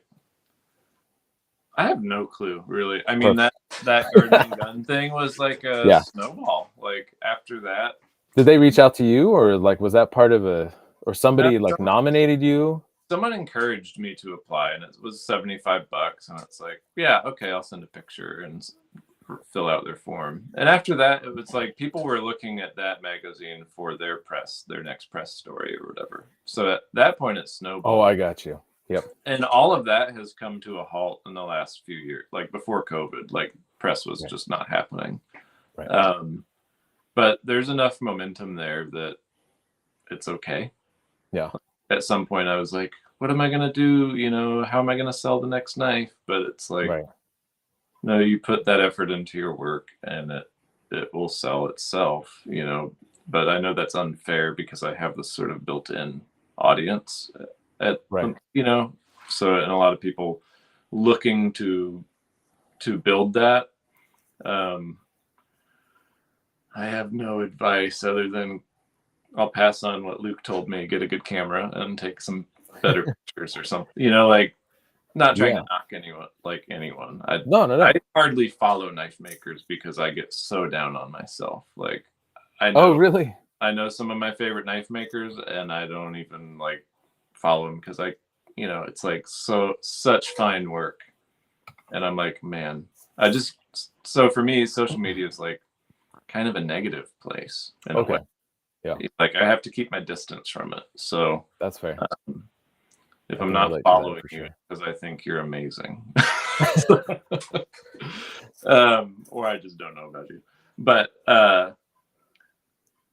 yeah, I forget what you had just said, but like, creative creative avenues for like getting eyes on knives. I Yeah. mean, I hate going to knife shows with Okay. my work. Like I went to Blade with 3 things on Bill's table, and I haven't been back. Like I'll I go got you. again just to look, but I'm Yeah. not. I don't know. I think. Oh gosh, what's his name? Charleston Middleton Oh knives. yeah, Quentin Middleton. Um, I've heard people throw around that like during Blade show he's not there. He's at a food and wine convention, and it's like, okay, that's a good way. That's Go great. somewhere He's other than a so craft. smart for doing that. Yeah. Yeah, go somewhere other than a craft show, other than a knife show, because they're flooded with knives. Yeah. I used to sell on Etsy, and I got a lot of customers that way. Okay. And at some point, it turned into this: you've got to pay us for your advertising, and all that. And I was like, I see. you know, No. that doesn't fit for me, who wanted to work for myself. I was like, you Right. sound like you want to be my boss. Bye. Yeah. But honestly, like a community, just having a community of blacksmiths or knife makers that you can Yeah. actually be in front of, or even just other craftspeople, being an active role in any community, like go to your Yeah. farmers market or volunteer at the Humane Society. I don't know. Talk to people about it and Mm-hmm. get your work in their hands. And Yeah. if it's not selling, give it away. Like if you're sitting on a bunch of stuff, just give it away and make Sure. more.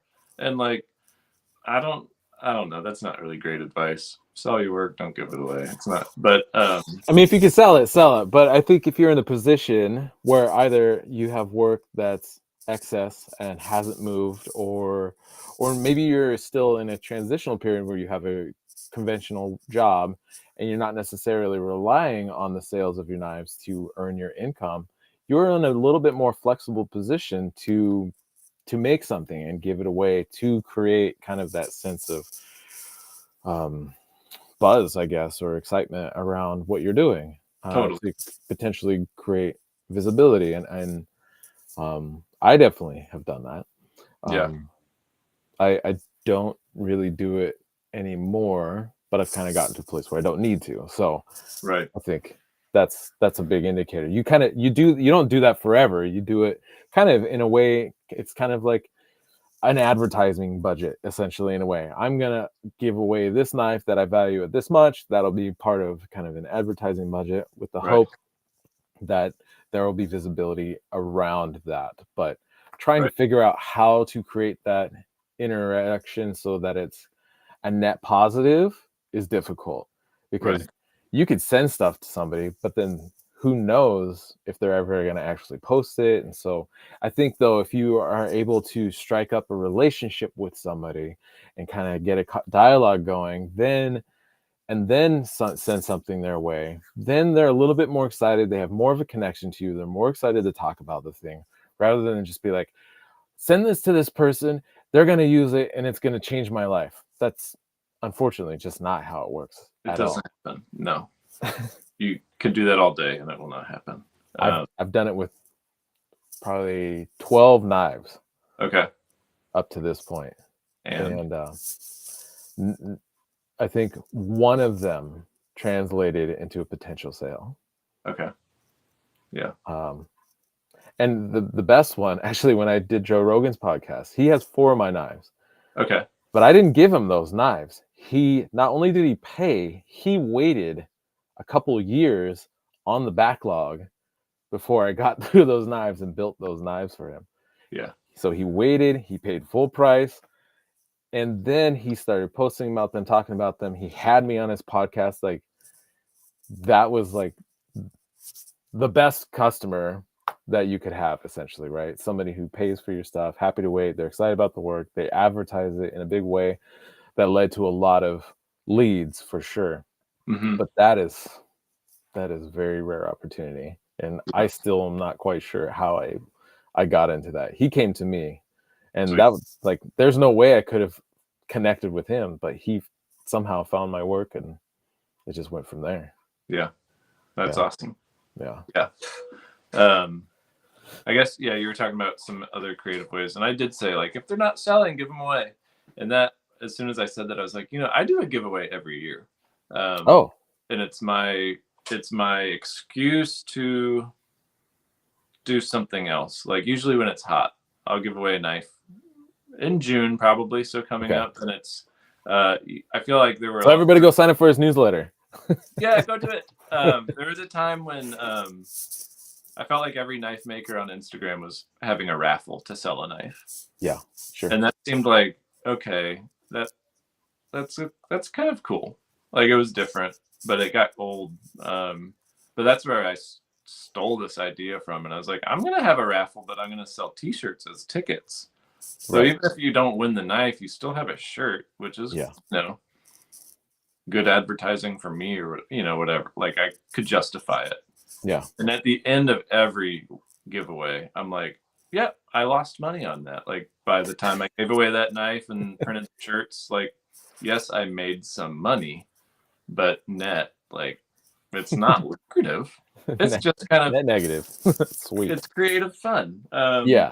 And I get to design, pay an artist each year to design a cool shirt. And I kind of like that, having this catalog of, like, oh, that was the first shirt, or the second, like, that was last year's shirt, something like that. And that's been a lot of fun. And usually the people that get the knife aren't normally people that would have bought a knife. Sure. And so I see it as this way to get knives into other people's hands, like non-traditional people's hands, and instead of, like, me as a knife maker and my audience as my customers. And I like that you do that as so if somebody buys a shirt, then they're entered into a chance to win one of your knives, right? Because instead of just giving you money, it's like it's like a lot of fundraisers do this kind of like win-win fundraising, where somebody's donating money, but they also get something in return. It's like how Girl Scout cookies work, right? They're Right. selling you a cookie, and then a portion of that sale comes back to the Girl Scouts. From what I understand, it's not very much. You might be better off just selling or giving Right. them, donating some money to them. But things like that, I actually more frequently now these days, I'm like, I'm happy to just throw some money their way. Yeah. It's I very don't. rare where I'm like, ooh, yeah, I do want that little thing to Right. buy and then help support. But most often these days, I'm just like, let's just give them like some money and we'll be good. I'll feel better about that. Right. But I think that's a really good move. I think it also kind of protects you in a way, because I think technically raffles are illegal. And I've talked about this before on Yeah. my other podcast called Knife Talk Podcast. And because it was a thing for a long time and people are still doing them. I'm thankful that I haven't heard of anybody getting like busted for anything like that. Right. And it's very few of us, and I'm sure plenty of illegal raffles are being ran all the time. But I think technically a raffle is considered like a lottery.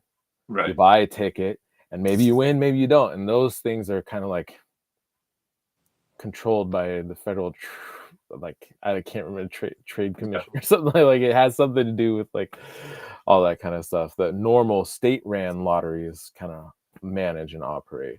Right. So the win-win kind of thing is definitely a way for that to be a little bit less sketchy, I guess, for the maker. Yeah. And Like again, the person that if it shows up in a long, skinny box, there's probably a knife in there. I don't know.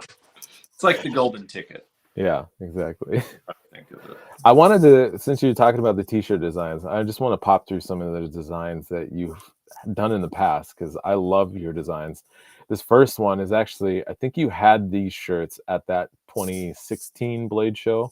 Yeah, I had them in my backpack, Yeah, and I probably was handing them out. That was the first shirt. I love it. It was a really good one. I was like, dang, this is a really good design. But you've just kind of gone on from there, and you've done all kinds of cool designs. I got another one here. The blade, it's a blacksmith forging with clouds, and it looks like a woodcut actually. Yeah, that's I don't. actually me Oh, that's you with a beard. with a beard. I couldn't grow a beard if I had to. To save your life. I swear to God, I'm doing my best. I'm trying. Yeah. And then let's see, we got this one here, which is an anvil in the middle of kind of like a terrain, I guess, rivers around and little trees and stuff. And so you said you go around to different artists and you collaborate with them. This one's got a slug on it and an antler. It's so, and cobwebs and stuff. It's so interesting. Like, when you talk to these artists, how do you tell them? Do you give them any guidelines? Do you just tell them it needs to at least say Heartwood Forge? Yeah, the conversations. Well, first of all, they're usually people that are in my periphery. They're artists that I like and follow and admire. Yeah. I've had some sort of interaction with at some point. So one was like the brother of one of my best college buddies, and like he did printmaking in school, and I was like, yeah, like Wilson, he should do a shirt. And he knows me because his brother has done some graphic design for me, and like they have knives, and like, so he's familiar with whatever you could call like my brand, even though I don't even know what my brand is at this point. But and then like the last one with the snail and the antler, that's a tattoo artist that I've been to in Asheville. And I really love his work, and he trades knives for tattoos. So that's like, he's a knife guy, and he's familiar with my work. And his first draft was totally different. It was like, oh really? It was really cool, but he decided he wanted something else. It was a waterfall, and the rocks in the waterfall said Heartwood Forge. Okay. And I just loved it. And usually I'll just give him a really open-ended thing, like it does have to say Heartwood Forge somewhere. It doesn't have to be big. Sure.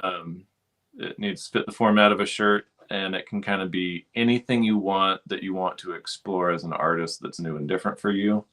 And if you want more direction than that, let me know and I'll give you like a couple key words to go by. Sure. Like, do they have to have knives incorporated at all? No, I tell them, they can or they can't. And every artist works entirely differently. Like, Sure. some people get back to like months after your first deadline and they're like, oh, I'm sorry, I just remembered about this project. And I'm like, sweet. Well, Yeah. I lied about my deadline. And like, all right, you actually have 3 months now, so you better hurry up. Yeah. Or whatever. Like I treat them the way I would like to be treated. Sure. Like my favorite commission is, here's my budget. I want something about this size. Here's my hand size. Do something that you think is fun. Okay. Like do something that you like, and people trust that I will make a good decision for them. Yeah. Like I don't love the commissions that are like, oh, I want it like 190 millimeters and 52 at the heel or whatever. It's like that. I'll do that, like, right. But it feels a little like a gut punch. Sure. So I treat all the artists that I work with in that sort of the same respect that I would like. Not that it's respectful, but like just a good level of freedom. And, they're making a t-shirt. Like, that's enough of a direction. Sure. Make me something cool. Yeah. That you have, that I have your permission to like reproduce and sell. Okay, that was going to be my other question. Do you buy the work outright, or do they still retain rights? Like, how does that work? It's it's up to them, really. I tell them, the previous year's budget or what the average budget has been for paying for art, and if they're open to, tell me what you want to get paid, or let's talk about terms of this agreement. But they're all so chill. Like I haven't really with a bad artist. Like they're inspiring, really. That's great. Yeah, and hopefully for them it's kind of like a quirky, fun side project that isn't too stressful. And I think it sounds like that's what you're trying to create for them. Right. It'll be kind of like a fun thing. Yeah, and if it's totally different and weird, like great. Like cool. Like the one you showed with the little terrain. Yeah. That artist, that was my friend's little brother, Wilson Ward. He specified that I will print it on a tie-dye shirt. Oh. He said, you can print it on a black shirt, but you have to print it on a tie-dye in black ink. And that's the shirt that I've sold the most of to this day. Guess he knew what he was talking about. It was a pain in the butt to find someone that would print on a tie-dye shirt for whatever reason. But oh, that's so interesting. You think the printer would be like, sure, whatever. I mean, I don't know. Yeah, I'm always learning when I do that. I'm like talking to the printer and I'm like, I don't know what I'm doing. I'm a knife maker. Here's some art. Can I give you the numbers that I need printed later? Because I run them as a pre-order. Oh, right. Oh, smart. Yeah. Can you hear that? Sorry. It's all right. Is that the like an air compressor? Air compressor, yeah. No worries. The heart attack inducer. Trust me, we've had noises in the background of the podcast before. Dogs barking, kids coming up, all kinds of stuff. There you go. I locked the door to the shop, so no one should be coming in here. So okay. We'll see. I just that artwork that Wilson did. It has kind of like this Adventure Time like feel to the way it's drawn. I don't know if you're familiar with that cartoon, but no, I'm not. It's a silly little cartoon. Okay. But I like it. It's cool. And then we just got a couple more I want to roll through. I'm sorry that the image quality. I actually stole this off your Instagram because I couldn't find the image anywhere else. But this one's a super, like you're saying, like it is not necessarily knife related. Yeah. Okay. So there's some food stuff, but it's interesting. That artist is Wyatt Hersey. He's out west. Okay. And he actually went to college with one of my friends, but I found that out when we were done. Okay. But I just found him on he had done some designs for a clothing company. And I was like, I love his work. I'm gonna just track him down and email him and see if he says anything. And I think I gave him direction, like it's like Food Jungle or something. Food Jungle. Oh yeah, I see a knife in there too now. There's a couple knives in there, I think. Yeah. Kind of like it's almost like a I Spy or Where's Waldo kind of situation. Yeah, I love that one. It's very good. And then let's see, and then there's this year's the squirrel. Yeah, skunk. Oh, sorry, skunk. Yes, No, it's totally cool. a skunk. My daughter. I totally messed that up. If you could smell it, you would know it's a skunk. I got you. Yeah, literally, I was just like, this artist is Jay Ryan. He's in Evanston, Illinois.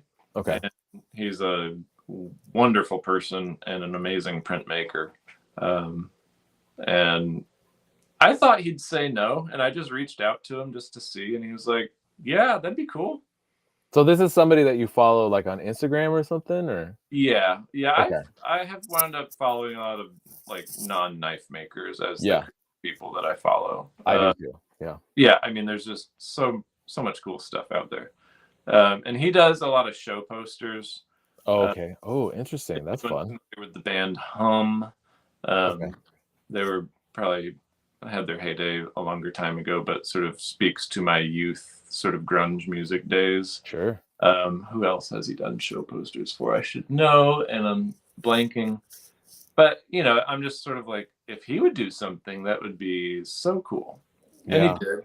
And like, he's known for his cute little animals. And I've got a 2.5-year-old girl in the house, and I'm just like, yeah, let's move towards that direction. Cutesy stuff. It's just a shirt and a Yeah. sticker. So, yeah, he killed it. I do sometimes in my Instagram story posts, I'll do like a cute little animal down in the corner or something like that. Yeah. I'm sure a lot of people see it and they're like, what's this tough knife maker guy doing with a little teddy bear hugging a heart in the bottom of his post? And I'm like, it's not for you, bro. It's for my kid. Yeah. Because my kid loves seeing. It's kind of like a fun way for me to show my kid every once in a while, like what I'm doing in the shop.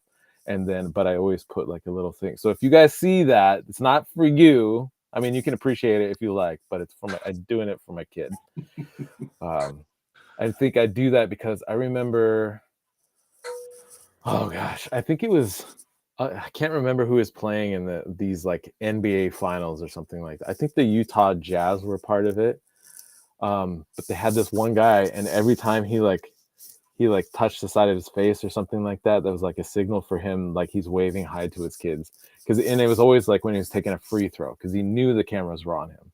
Okay. So it was like his little way to connect with his family, like while he's in the middle of playing a basketball game. That's super and knowing that they're watching him. So yeah, that's stuff like that. And that was like when I was in middle school. And so stuff like that was like, oh, that's so interesting to try to like do like these little secret code like communication stuff. But anyway, yeah. Okay, so you're doing pretty well. Oh, so just to round out the business stuff. Sorry, I had another thought. I'm glad you think I'm doing pretty well. That's great. It's very encouraging. I mean, I from what I can see, it looks like you're doing well. You're putting out a lot of great work. It looks like your business model right now is kind of a newsletter drop. Yes. So are you when you get interest or people reaching out to you via email, social media, or whatever, are you always directing them to the newsletter and then doing your sales through the newsletter? Yeah, for the most part. If it's a really like great opportunity for a cool commission, I'll be like, yeah, I'll open, like I have a custom list. It's long. I work through it very slowly because I like to really have a good conversation with that customer or client or chef or whoever you want, whatever you want to call them, and really understand who I'm making a knife for, maybe even more so than what the knife actually is that I'm going to make for them. Like, I want to understand everything. I want to see pictures of the knives they have. I want to know what they enjoy cooking. I want to know, as much as I can know about them within like having an hour conversation. So, or whatever, something reasonable. but yeah, for the most part, I subscribe to my newsletter. It's a quarterly sale.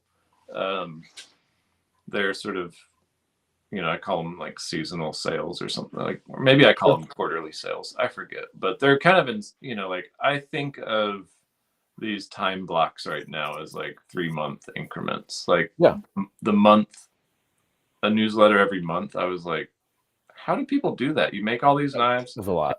pictures, upload them, send it out. Like, I can't keep up with that. So the Right. quarterly format really worked well for like my time process. And I just I took that idea from like looking at potters, and they have their kiln sales like once or twice a year.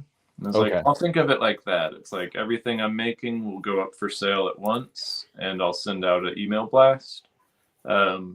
And it's available only to the email blast for 24 hours. And then it goes public on the website, where anything not sold is available. And for the most part, it's been really well received. When I had first gone full time and was trying to keep up with the Joneses or whatever, with a monthly newsletter drop, like, that was just garbage for me. I was like, I can't do this. Like, I can't produce anything. I can't even wrap my head around the work I'm making. 3 months is kind of pushing it at this point. But when I was making, when we had a 2-income household and there was not so much pressure on, the income of knife making, and I would put a drop out with like 12 knives, they'd get snatched up really quickly. And I upped that to like 20 knives, and they'd still go quickly. And I've slowly gotten to the point where I'll put out, they're not all like big chef's knives. There's a lot of paring knives, and in between, smaller, like 4-inch fillet knives and 6-inch fillet knives and stuff like that, with maybe half of them reserved as like nice chef's knives that are, something that I'm like, that's badass, like half and half about. And so maybe there's 40 to 50 knives now. And it's quarterly. And that's to the point. Yeah, I'm at the point with the numbers where it's like they don't all sell out like like last sale. I think I had a feather chef. It's going to be more expensive for me. Feather is not easy for me. And I don't do a lot of mosaic or any. I don't do any mosaic. I mean, technically, the feather is a mosaic. Feather is technically mosaic. But for me, that's as mosaic as it gets. And that's a lot of work. I have so much respect for what you were doing and all the artists that are doing a lot of mosaic work. It's insane. And it's a art in its own right. Is just what you're doing with the steel, which I think is how you came up with Artisans of Steel. Like, people that are really doing crazy stuff with steel. I feel like everything I'm doing is so like simple and straightforward. And every once in a while I'll get like once a year I'll make a billet of feather or something like that. It's like, maybe this year I'll try something else, but I don't know. I kind of like the idea of just getting in a routine of like, this is how I make feather, and I want to get comfortable with it, but I can't dedicate every last minute to it. Sure. Does that make sense? Yeah, no, absolutely. I forget what we were talking about, really, but...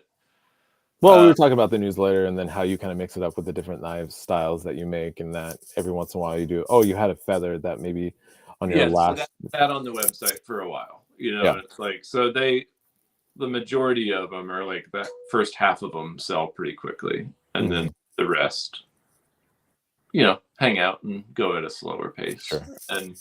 But I kind of think of it as like a 3-month paycheck, and I'm like, okay, this has to happen because it's like the bank is over here and get paid for the mortgage or whatever.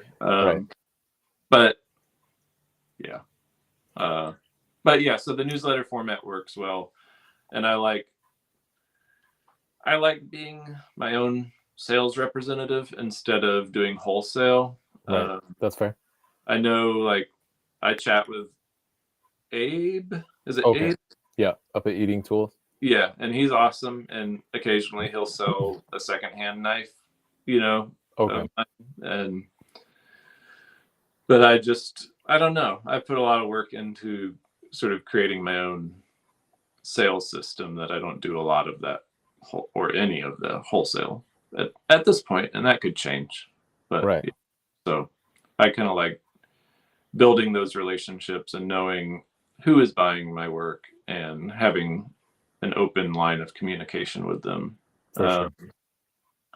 Because at the end of the day, I feel like it is all about like the relationships you're building. Um, and I think I've only had one negative experience selling a knife. Okay. And like That's good. in 10 years, I feel like, yeah, That's pretty good. I met one jerk. Everyone Yeah. seems to be so gracious and supportive. Yeah. I don't know. It's cool.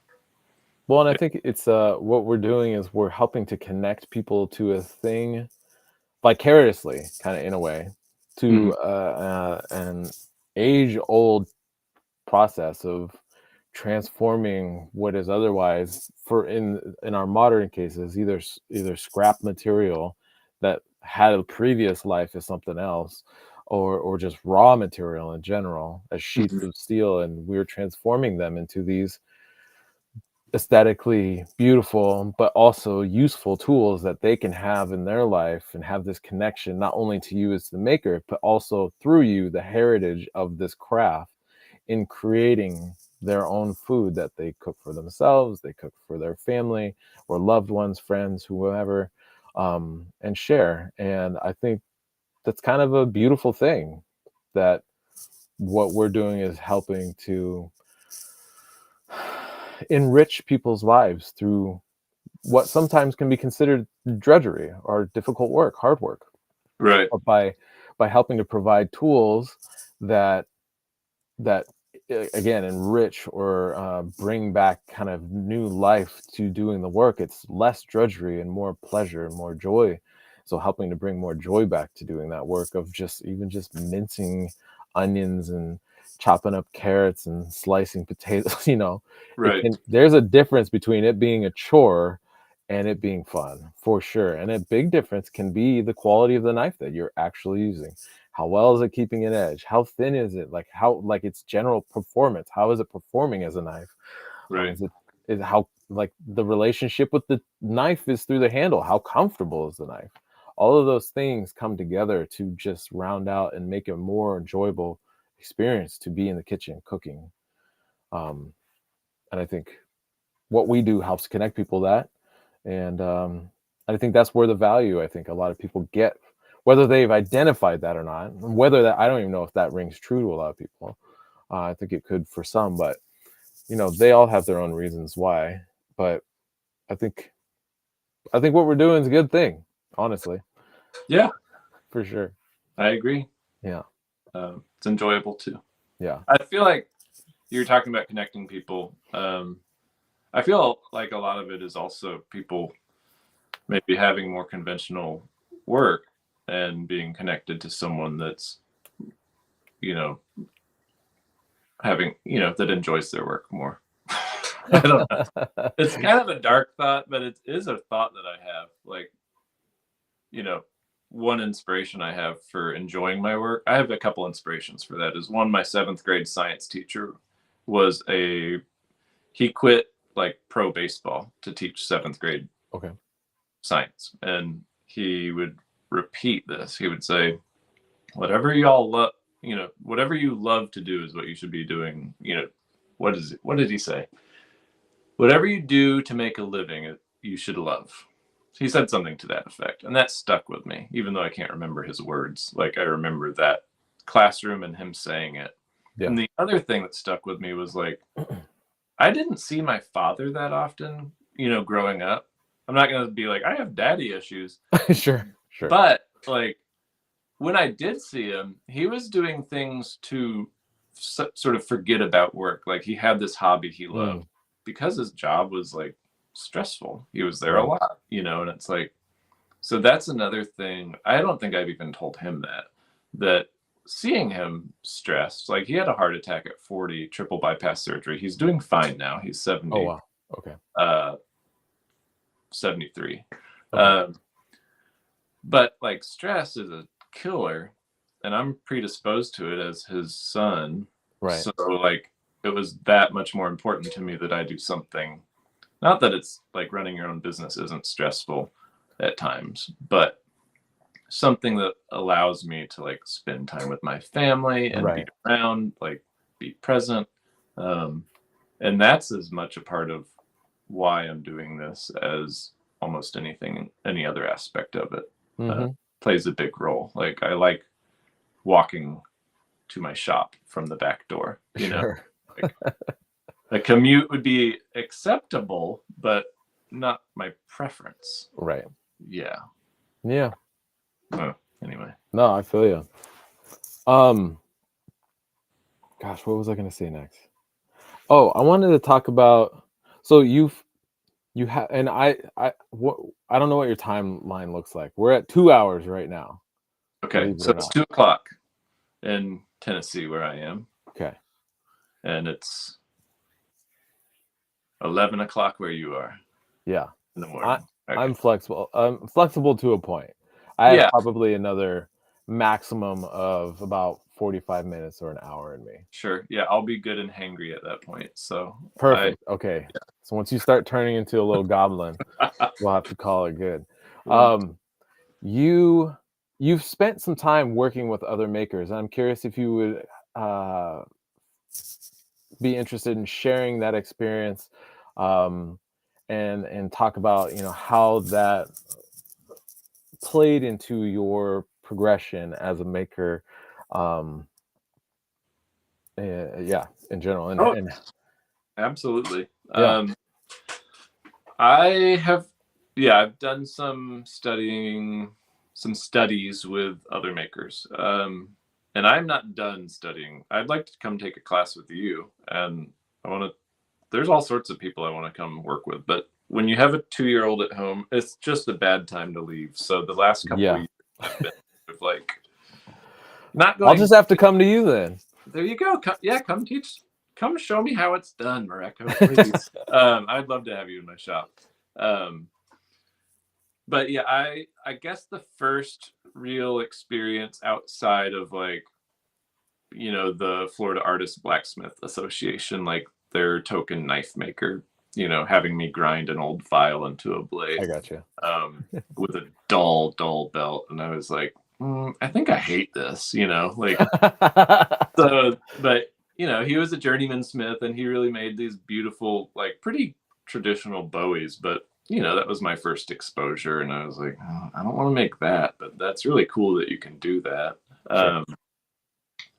And then there was the sort of joint sort of hammer in with Luke at Bloodroot. And then I don't really count that as study. It was more like play. Yeah. But yeah, at jam session. Jam sesh. There we go. Yeah. Bill Burke was always like, since I discovered the knife forums and looking at, high-end knife makers and, him and Murray Carter. Is that a name? Yeah. God, see, I'm so out of it. That's all right. I'm out of the loop. I put my blinders on and I'm like, don't look over there. But Bill Burke was really formative because I didn't even have a press at in my shop or a power hammer. Okay. So going to Idaho and working with him for a week, and I wanted to learn stainless clad laminated steel. Sure. Or San Mai or San Mai, or however you would prefer to say that. And I got there, I had like saved up and I had 5 days to burn in his shop. I had my Airbnb, and I was with this guy who I'd met at Blade in Atlanta, probably the same year I met you. Oh, I think. Okay. Or no. It must have been. I thought you'd already worked with him at that point. Or something. I forget. I don't have the best recollection. No worries. Like, yeah, time. but I met him at a blade show and was like, would you like teach classes? And he actually had a response of like, yeah, one-on-ones, this cost or whatever. Mm-hmm. I was like, okay, I'll start saving. And I went there, and like what I wanted to learn was really simple. And we did it in a day with all his power tools. Oh, wow. So the rest of the time we spent making feather, which was like, I thought that was going to be next year, another week of work, you know, but the way he truly is a master smith, and like I wish I had a better memory of that class, but I left with a lot more knowledge than I went in there with. And I was like, okay, now I can make the steel I want to make, but I still don't know how to grind a knife. Oh, wow. And like, I mean, I had the way I would grind a knife, but it wasn't something I was really happy with. Like, I don't know about you, and I'd be interested to hear this, but I feel like grinding, I didn't come into knife making with a knife maker to show me grinding. Sure. And I am a very, like, I do not use jigs. I'm very freehand, like, I'm going to call it eyeballing sort of kind of guy. Like, I want to look at it and feel it and just like know. I've heard it called the ichrometer. The ichrometer, yes. I live down the street from a chair maker, and they call it, they like use these sight lines, and they call it sighting. And I'm like, oh, I'll sight down my blade. Right. Well, like give it, you know, it's like, okay, there's a term other than eyeballing. So the ichrometer. Yeah, I feel like I heard it recently. And I forget where I'm going with this, but. Well, you were talking about blade grinding. Yeah, blade grinding. And I just felt like, gosh, how am I going to get better at this? And it really just, for me, took repetition and time and like messing up and grinding my fingers and burning steel and like checking out good knives once in a while to check in with myself, you know? Right. And at some point, a customer of mine sent me, what's his name? Sent me a very nice feather knife just to hold and check out in person. Okay. Who was that maker? Is it Triple H? No, he puts Michael Rader. Oh, Raider. Yep, it was a Raider.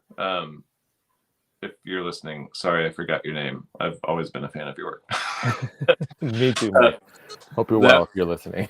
Yeah, that was really eye-opening to, like, you know, I think that may have been before Bill Burke, but I was like, oh my gosh, I have got to learn how to do this. Like, this is a real knife. And I don't know. It was just, I had to spend time with it. So the grinding, I haven't really had formal experience on. It's just like here and there. You know, Bill showed me some stuff, but he showed me how he grinds, and that was eye-opening. But I didn't leave with what I thought was a new skill. Like, I knew the tips and secrets for making the laminated steel or feather, but like, you can't just tell someone how to do grinding and they go and do it. I don't know.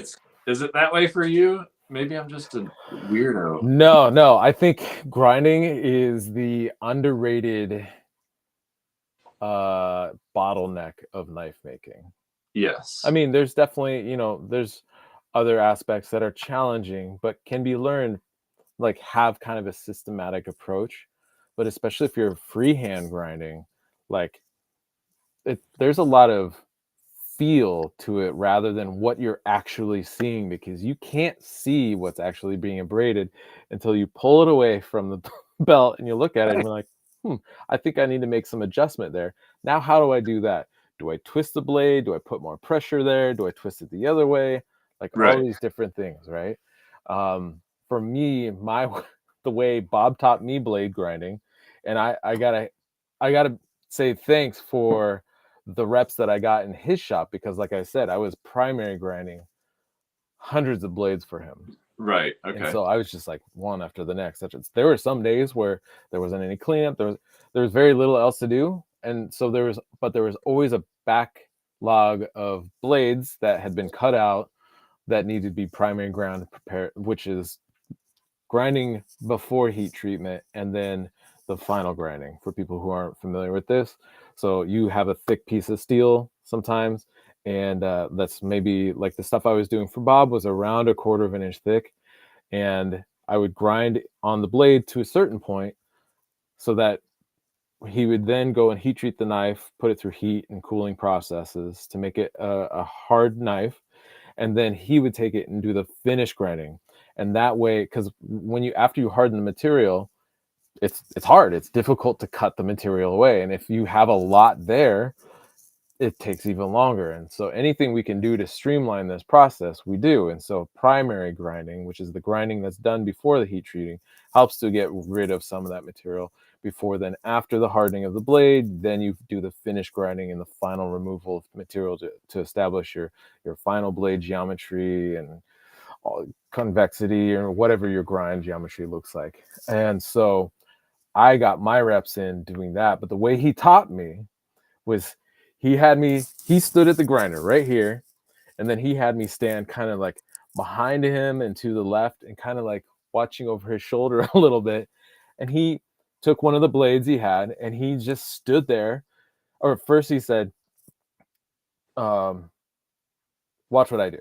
I think that's what he said. He just turned on the grinder and he was just grinding. And it was about 15-20 minutes. I was standing there watching him grind, and he was grinding edge up and grinding edge down and doing all this. I think mostly edge up though. And then he turned off the machine. He cooled off the blade in like a little quench bucket right there. He handed it to me. He said, and I was looking at it, and he said, pull his mask off, and he says, make yours look like mine. And then he walked away.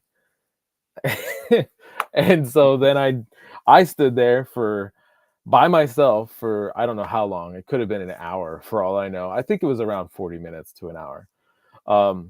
But just slowly kind of like grinding a little bit, looking at it. And I had like, this is stuff that I have zero reference to. I've never done anything like this before. Right. My experience with grinders, belt sanders before has been just belt sanding wood to profile, but no like geometry, no bevels, no nothing. And then I took it back into him, and he was looking at the knife from side to side, and he said, which one did I do? And I said, yours is the fucking ugly side. Oh, excuse my language. But that's what I said. I said, yours is the ugly side. And he's like, all right, well, I guess you're ready to do that. And so then I started doing all the primary grinding. But it was slow for a while because, again, it was like a totally new process. Right.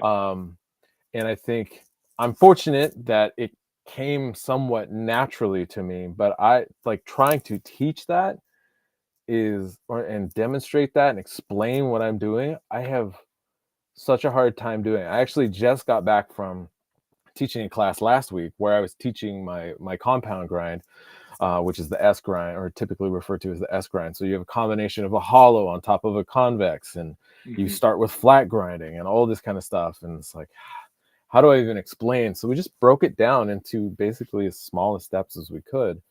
And we got through it, and everybody did a pretty decent job. There's still room for improvement because it was all very new for the students. But for me, trying to figure out how I translate that to somebody else, how I convey that to somebody else is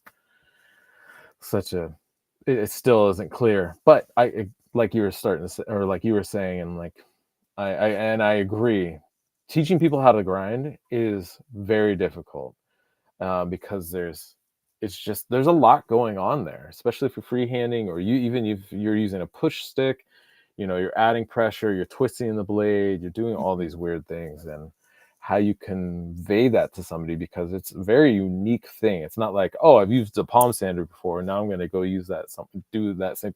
It doesn't translate to hardly anything else. Right. And so it's a very foreign movement, very foreign thing. Right. Yeah.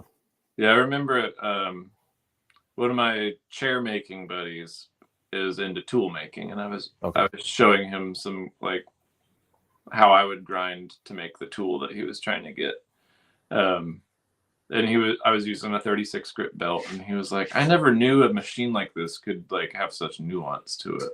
And it's like, yeah, I think there's it's like the context of, oh, it's a belt grinder, so people categorize it like this. Right. It's like, oh, it's this like really crude machine, and you do crude things with it. But I feel like, yeah, the more I understand it, the more I realize, like, yeah, it's not like that. There's a lot of finesse. There's And a for me, lot of it finesse. took a lot of doing. Like, there are a lot of chunky blades out there that I'm embarrassed by, but it's like, eventually they come back to me for some edge touch up, and I'm like, may I please thin this out for you? Yep. Um, I got some I'm doing that for pretty soon, actually, probably next week. Old knives of yours? Yeah, old knives. They're probably from 2015, Cool. 16, somewhere in Yeah. there. It's always humbling to handle your old work. Yeah. Yeah. Can I run out to the shop and grab my first knife ever? Yeah, please. I would love to see that. Right back. While you're gone, I'm going to do some photo sharing of some older work that I found of his on his Facebook page. I guess we kind of looked through some of these before, but this was his first time using copper on the blade, a copper bolster. He's back. He's back already. You kept your first knife. Oh, yeah. That's focusing, but Yeah, that's here. I'm going to adjust this so I'm small. Oops. Let's trade real quick. Boom. Look at you. I don't know if you can hold on. I need to adjust where I'm at. I can see. Yeah, I use it every day. It's getting small, but it's got these those are copper rivets. Yep. They're covered in epoxy. You can tell what I use this knife for. And it's like just an oak handle, and a little bit of file steel. I was at the Living History site, and I was like, make my little everyday knife here. And it's a piece of garbage, but I love having it around, honestly. Like, I can't, I mean, I wouldn't sell that, but I couldn't eat. I would never, like, just, maybe I'll give it to my daughter if it doesn't break in half soon. But anyway, that's okay. Just thought I'd share that with you. That's great. No, so a question I would have for you then is, like, at what point do you keep it, or do you stop? Do you move and be like, all right, I'm done using this one so that I can be kind of a relic of sorts, or not necessarily a relic. That feels like too, like, self-important. I feel like just like preserving it. Nothing is that holy to me. I'm like, I'm going to use this till it's dead. Okay. And, I'll replace the blade or the handle, or maybe I'll just try to recreate it. But I gotcha. The only things I hold on to are like miniature knives or something. Okay. Or like a knife that something catastrophic happens to that I like turn into something ugly. Okay. But is functional. Okay. So I'm like, I don't know. Yeah. At this point I haven't saved. Like, there's nothing I keep that I'm not using, I guess. I gotcha. I mean, I have a knife drawer in the kitchen with way too many knives in it. And then we have a magnetic block with like 5 knives, and we just switch them out as like we're ready to change it up.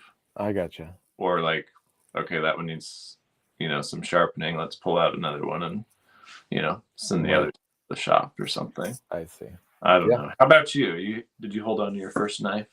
My first knife my first fully sole authorship knife I gave as a wedding gift to a friend. I worked for Bob for a couple years before I made my first knife.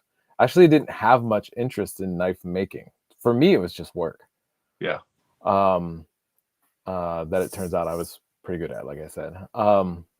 And so, but I thought it would be fun. I had some friends that were getting married, and I thought it'd be cool to make a knife for them. And it was all stock removal out of 52-100.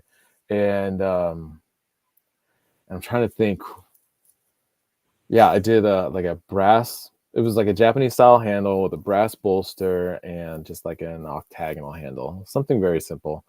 And I did a little bit of carving on it in a part that was still soft because I think I did kind of a different, unintentionally, but ended up doing like a differential hardening on the thing.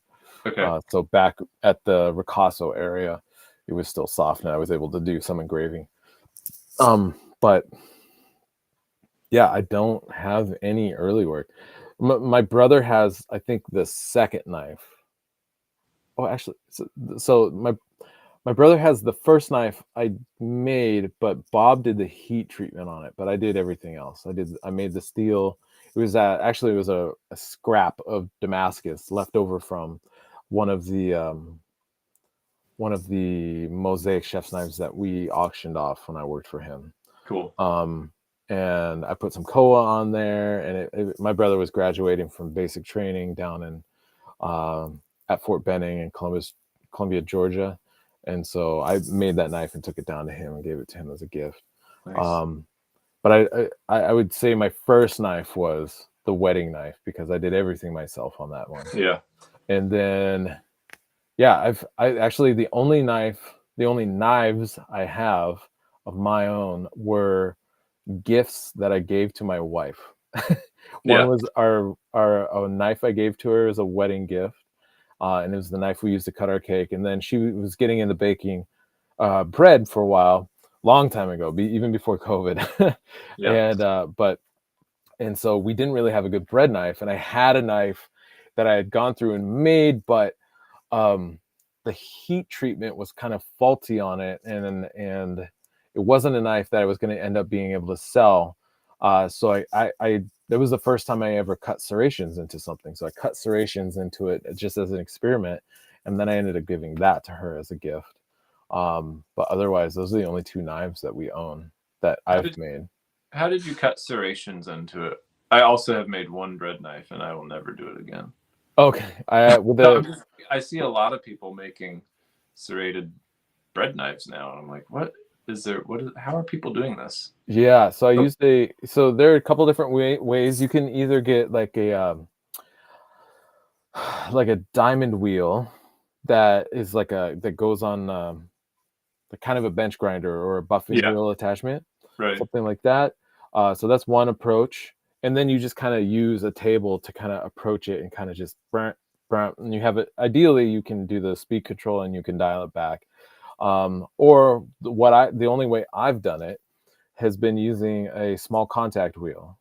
I think I have a 3/4. It might be 5/8, but anyways, a small one and then a larger one that's an inch. Okay. And for serrations, I've found through experimentation and making my own that you want to keep the serrations basically as shallow as possible, because if they get too deep, the blade becomes too grabby, and it doesn't need to be heavily serrated to be able to cut through the material very nicely, because basically the concept of the serration is that it has kind of more of a sawtooth effect, especially for dense foods like bread, crusty bread. Right. Yeah. But when the serrations are too deep, they can grab the material, or even if the serrations are angled backward or forward, they will push or drag the material based on that angularity. Right. Very aggressively. I've actually cut myself a few times on the bread knife I made for myself, for my wife, because the serrations were too aggressive, and it pulled the crusty bread, and my hand turned, and as it finally started sliding across, my fingers were now in a different position, and I ended up cutting my hand. I stopped right away, but it almost could have been pretty gnarly. And so I found that I always want the serrations to be as perpendicular to the edge as possible. Setting up some sort of guide or something, or just paying really close attention is really important. And then keeping them shallow, because again, and shallow meaning like use a larger wheel, use the 1-inch wheel, don't use a 1/2 inch. People think they need, and you can use the 1/2 inch. That just means you're going to do a lot more narrow, shallow serrations, which can be a pain to clean up later or resharpen and stuff like that. But if they're larger, it's less of a pain. The serrations are a little broader, but I don't know. I think you can go with big ones, tight ones, but I think the real key is finding that balance of the depth, and that depth will inform how many times you have to iterate that serration down the length of the blade. Most bread knives are, I think, like 9 to 10 inches. And if you're using a 1/2 inch, that means you're probably doing a serration every 1/4 inch, if not more. And that adds up to a lot of serrations really quick right there. Yeah. Right. So I like a quote unquote larger wheel. I like to do it with like a 1 inch. I've actually been curious to try it with a 2 inch wheel, since I have 2 inch idle wheels or rubber contact wheels on my machine. So I'd be curious to see what that serration looks like in regards to a serrated slicer. But I think there's going to be a point of diminishing returns where you kind of, especially if it's for crusty bread, you do want that saw effect. You just don't want it to be super deep, because it becomes somewhat dangerous. So I think, yeah, probably the 1 inch or the 3/4. And the 3/4, like I said, is what I've done in the past, and it works really great for cutting serrations. That's cool. Yeah. So that's my approach to serration. Maybe I'll revisit it one day. Sure. I swore it off when that first one was like so bad. Well, I think that what I've done for serrated blades is you don't have to do a convex, any complicated grind. A flat grind is perfectly acceptable. But I think you do want to grind it down like you're flat grinding a knife, and but then it's an asymmetrical sharpening bevel. So you only sharpen it on one side. Typically, I guess, on what would be the right, if you're looking at the spine of the knife and the tip's out in front of you, it would be the right side of the blade, typically. And then you just cut your serrations in. And if you're using a large enough wheel, like again, like a 3/4 or 1 inch, you should be able to get away with only, doing maybe 3 serrations an inch, or a couple serrations an inch. A couple serrations an inch seems too big. I would say you probably want at least, like 3 serrations an inch to have a good iteration of saw teeth for that serration, so that it cuts aggressively like you want it to, but not, again, not so deep that it's like pulling the material around whatever you're cutting. Right. And you don't even have to cut that deep. Honestly, I could cut serrations in a knife that's been flat ground, and is ready and is sharpened from one side and then is ready for serrations. I could probably cut the serrations in like 5 minutes, 10 minutes, maybe. Okay. Cool. And if it's Damascus, it would probably be something, I'd probably tape up the face of the blade, and I would cut the serrations after I've done the etching and all that kind of stuff, so that the serration, but you could also actually do it beforehand too. Actually, you could do it either way. Depends on what the presentation you're trying to go for. Right. I would probably, actually, now that I say that out loud, I would probably cut the serrations before doing all the finishing. And then it would probably be one of like the last things. Like I might even hand sand the knife before cutting the serrations, but then go into the acids and all that stuff to etch the blades, so that any Damascus pattern is also on those serrated faces, because that will just add to kind of that sawtoothy aggressiveness that you want, kind of to a point in a serrated blade. Right. Yeah. Cool. Thanks. Maybe I'll try it. Yeah. I'll have to send you a video of, but I do it freehand too. Yeah. Which I think is what helps. Not worth the setup time. Yeah. Because if you're doing a bunch of them, it makes sense. Maybe you want to jig it out, but if you're just doing one, if you have good hand control and whatever, it's pretty straightforward. You just kind of hold the blade and kind of and you just kind of go down the edge. Right. So cool. I think, well, actually, I think one last question I have for you is like, well, actually a couple more questions, because we were talking about shop setup. And I'm just curious, like, what your shop, we don't necessarily have to see it, but just like what kind of tools you have in your shop now that you're using for your San Mai or your feather work, as well as your general forging and grinding, heat treat. Yeah, absolutely. I do want to step back and say the other class I took was with the Jason Knight class. He's in our area. We ended up here at the same time. Yeah. And he had a cancellation in a chef's class, and he was like, "Hey, Will, come here." So I did. Oh no. And I got he's a great teacher and friend. So I forgot to put him in the. So studied with 2 people, but That's excellent. and I'll be taking a Grace Horn class later. Oh, nice. Because Mhm. he's hosting Grace again. Yep. That's Yep. awesome. I think in October. And yeah, anyways. I saw they did that class last year, and I was like, I didn't even know. Oh my god, Yeah. I would have loved to have done that class. Come on down, please. Cool. Maybe we could work something out. Come teach me, and then we'll go take Grace's class together. I mean, I'm gonna be up in the Northeast for Maker Camp again, but Okay. and I have some loose plans following it, but nothing. There's no plane tickets. Nothing's hard booked yet, so there's some flexibility potentially. Okay, there. shoot. We'll talk about it later. Yeah. Yeah, shop setup.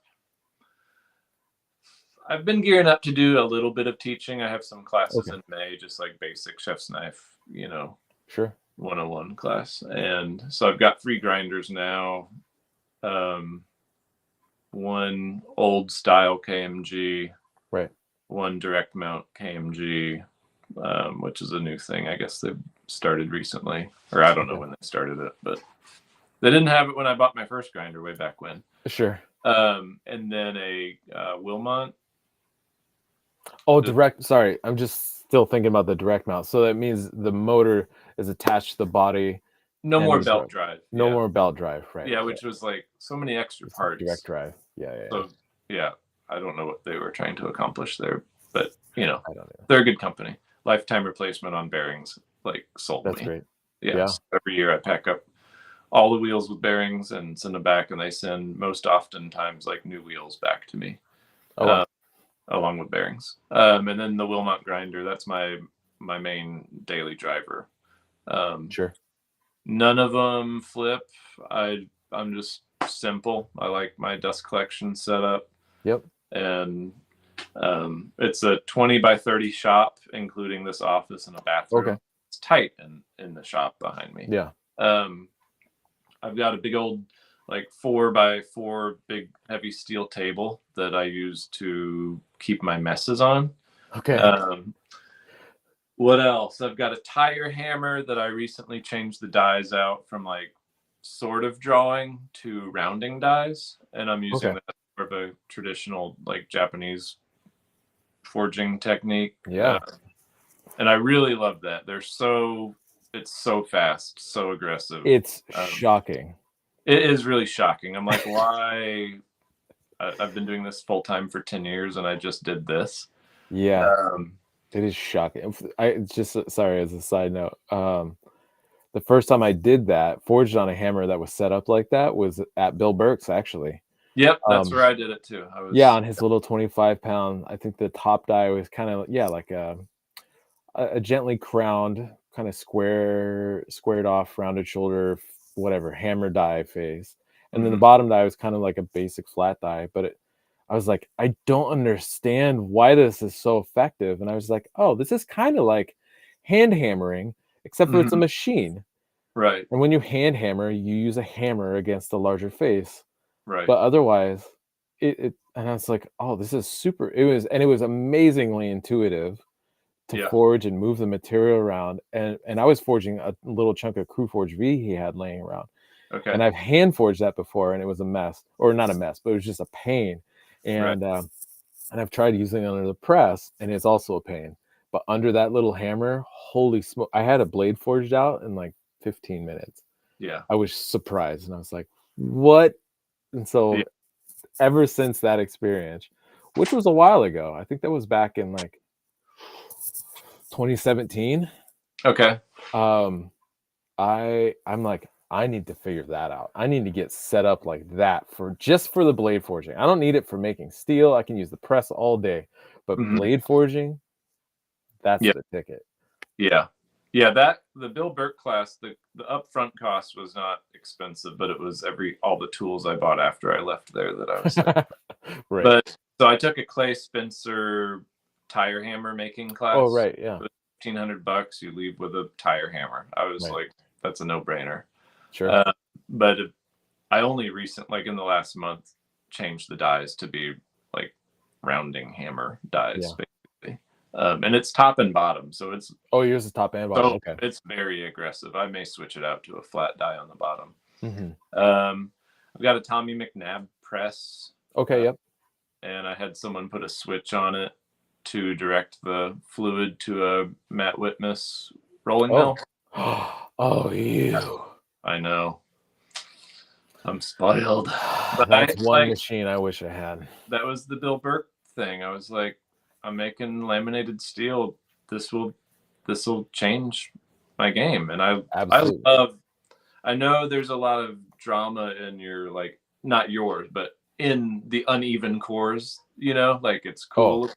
I have that drama all the time. Well, I have that drama too, but like I really like getting something like this isn't perfectly centered, but like it's not like there's that part and then there's this sort of deep wave there, but like I like trying to get it more even than not. And like I still have work to do, but that's a combination of rolling mill for the billet and then the tire hammer to forge.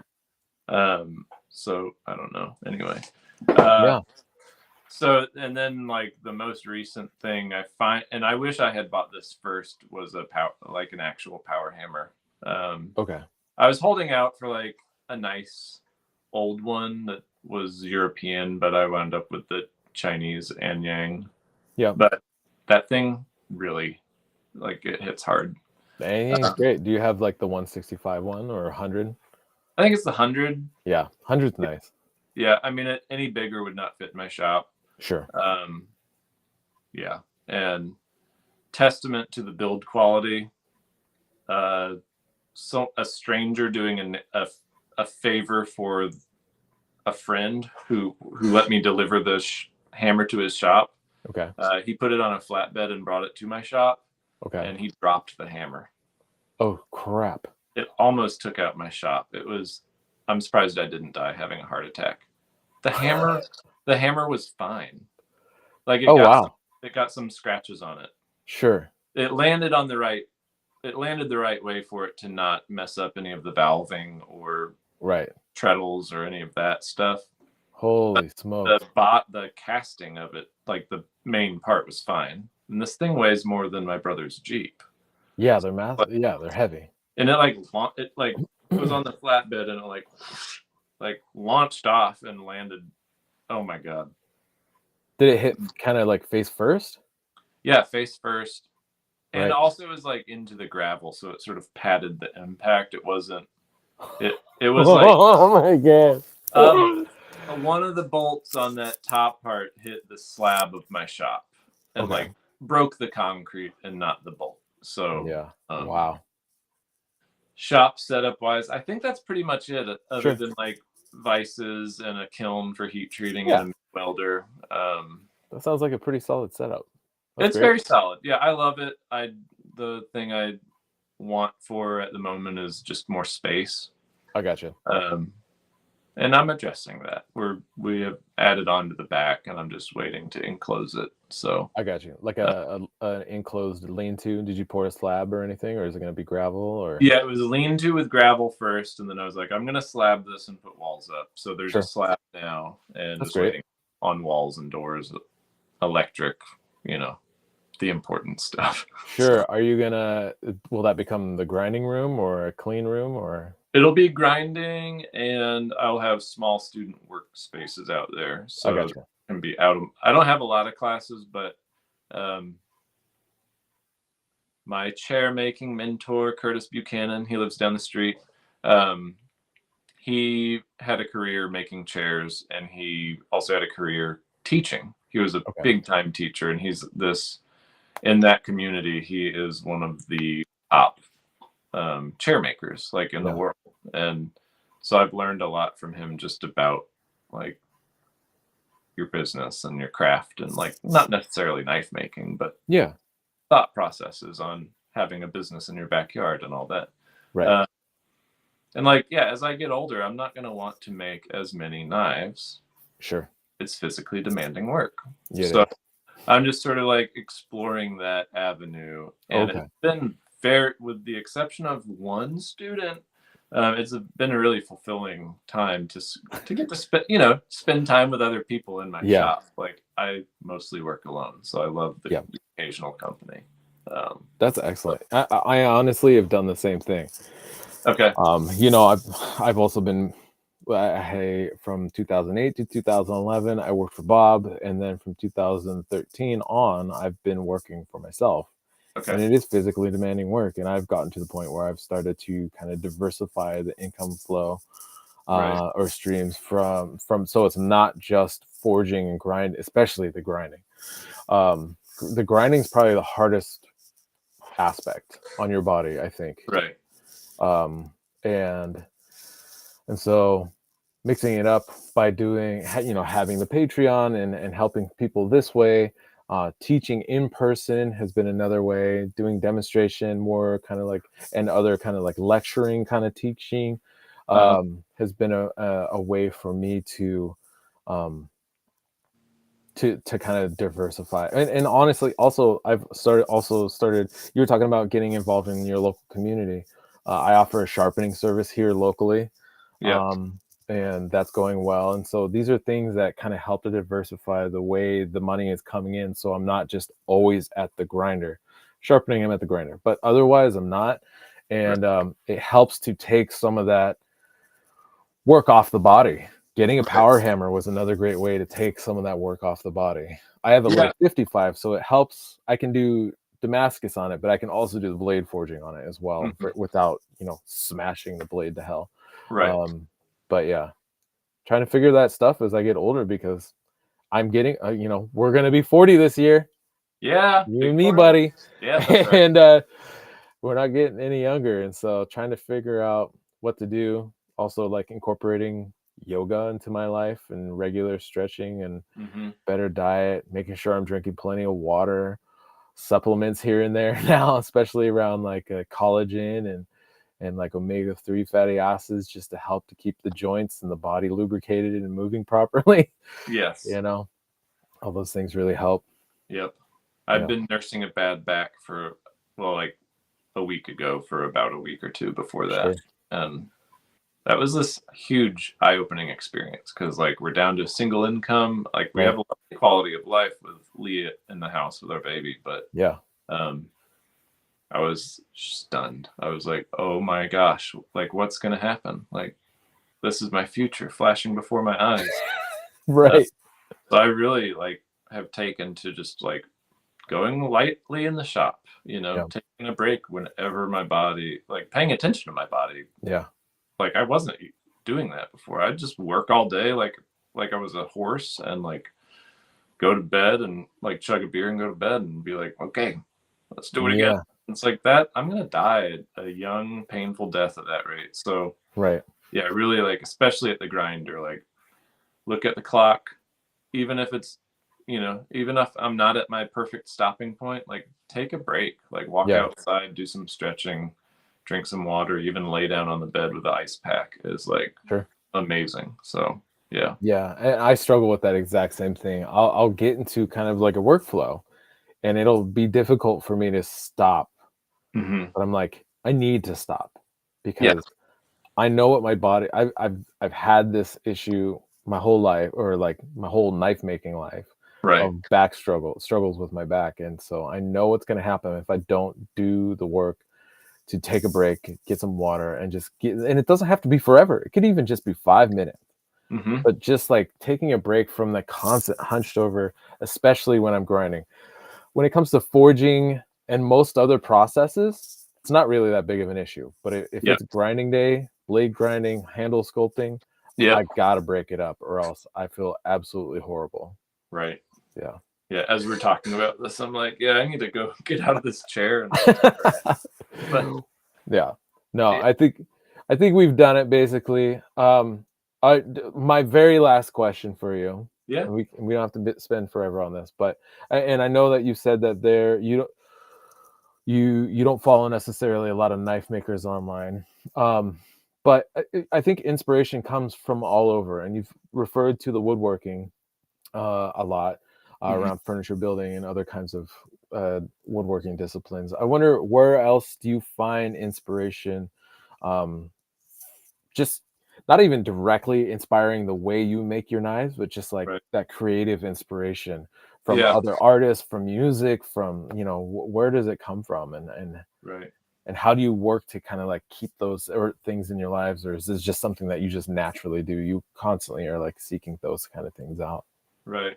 I don't know. I do pay a lot of attention to those other, creative outlets for other people. Like music is huge. Even though I don't play drums anymore, like Sure. they've been in the attic since we've moved to Tennessee. Yeah.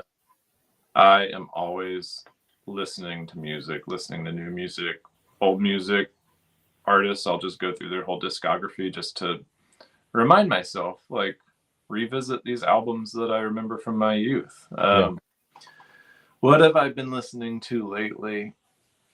I couldn't even tell you. Like my liked playlist song and my liked songs playlist in Spotify is like 1,000 or 1,500 songs at this point. It's like Yeah. I don't even know what's on there. But inspiration in terms of like other knife makers, I really admire Joshua Prince. I know he's like just shot to the top since people started hearing about him years ago, I guess. I don't really know his story at all, but he's really approachable. Like I've spoken with him on the phone and he's helpful, and his work is just mind-boggling. You scroll his grid and Yeah, it's beautiful stuff. Everything's different. Everything is so refreshing, and it reminds me of like somehow he kept what I feel like all of us start with before we learn something.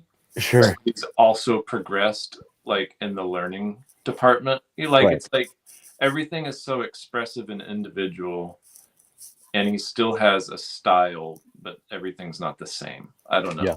I know you know what I'm talking about. Yeah, he's constantly on like this creative exploration. He takes things in, but he adapts them to his own style, and he's just constantly exploring. He's not necessarily getting too caught up in a particular style. And he's a very, very creative person. And so I think that's a big aspect of it. Is he's just like he sees something and he'll try it, or he'll journal and draw it out, and then he'll experiment with one thing, and then that keys in a different idea or a different concept or approach, and then he'll play with that the next time around. And he's phenomenal. He's a great inspiration for, especially just like the continued desire to learn and be creative and explore explore through the creative aspect of the craft. Right. Yeah. Totally. I feel like mostly just like, holy cow, like how do you do that? So one day maybe I'll meet him or get to take a class with him. I don't know. That would be like another dream thing. I really love the steel that Jason Morrissey, I think that's his name, doing. And I don't know what he's up to at the moment, but I remember just seeing the sort of like railroad track, sort of lacy kind of really bold designs. That's something just I haven't really seen before. And then a metal artist that's not a knife maker would be Seth Gould. Making clocks now, and but you're familiar with him? I'm familiar with his work, for sure. I love his lock work that he does, which when you said clocks, I was like, wait, you said clocks or locks? Well, right now he's working on a clock, but yes, he has done a lot of locks. I can see how the locks lead into clocks for sure. Yeah.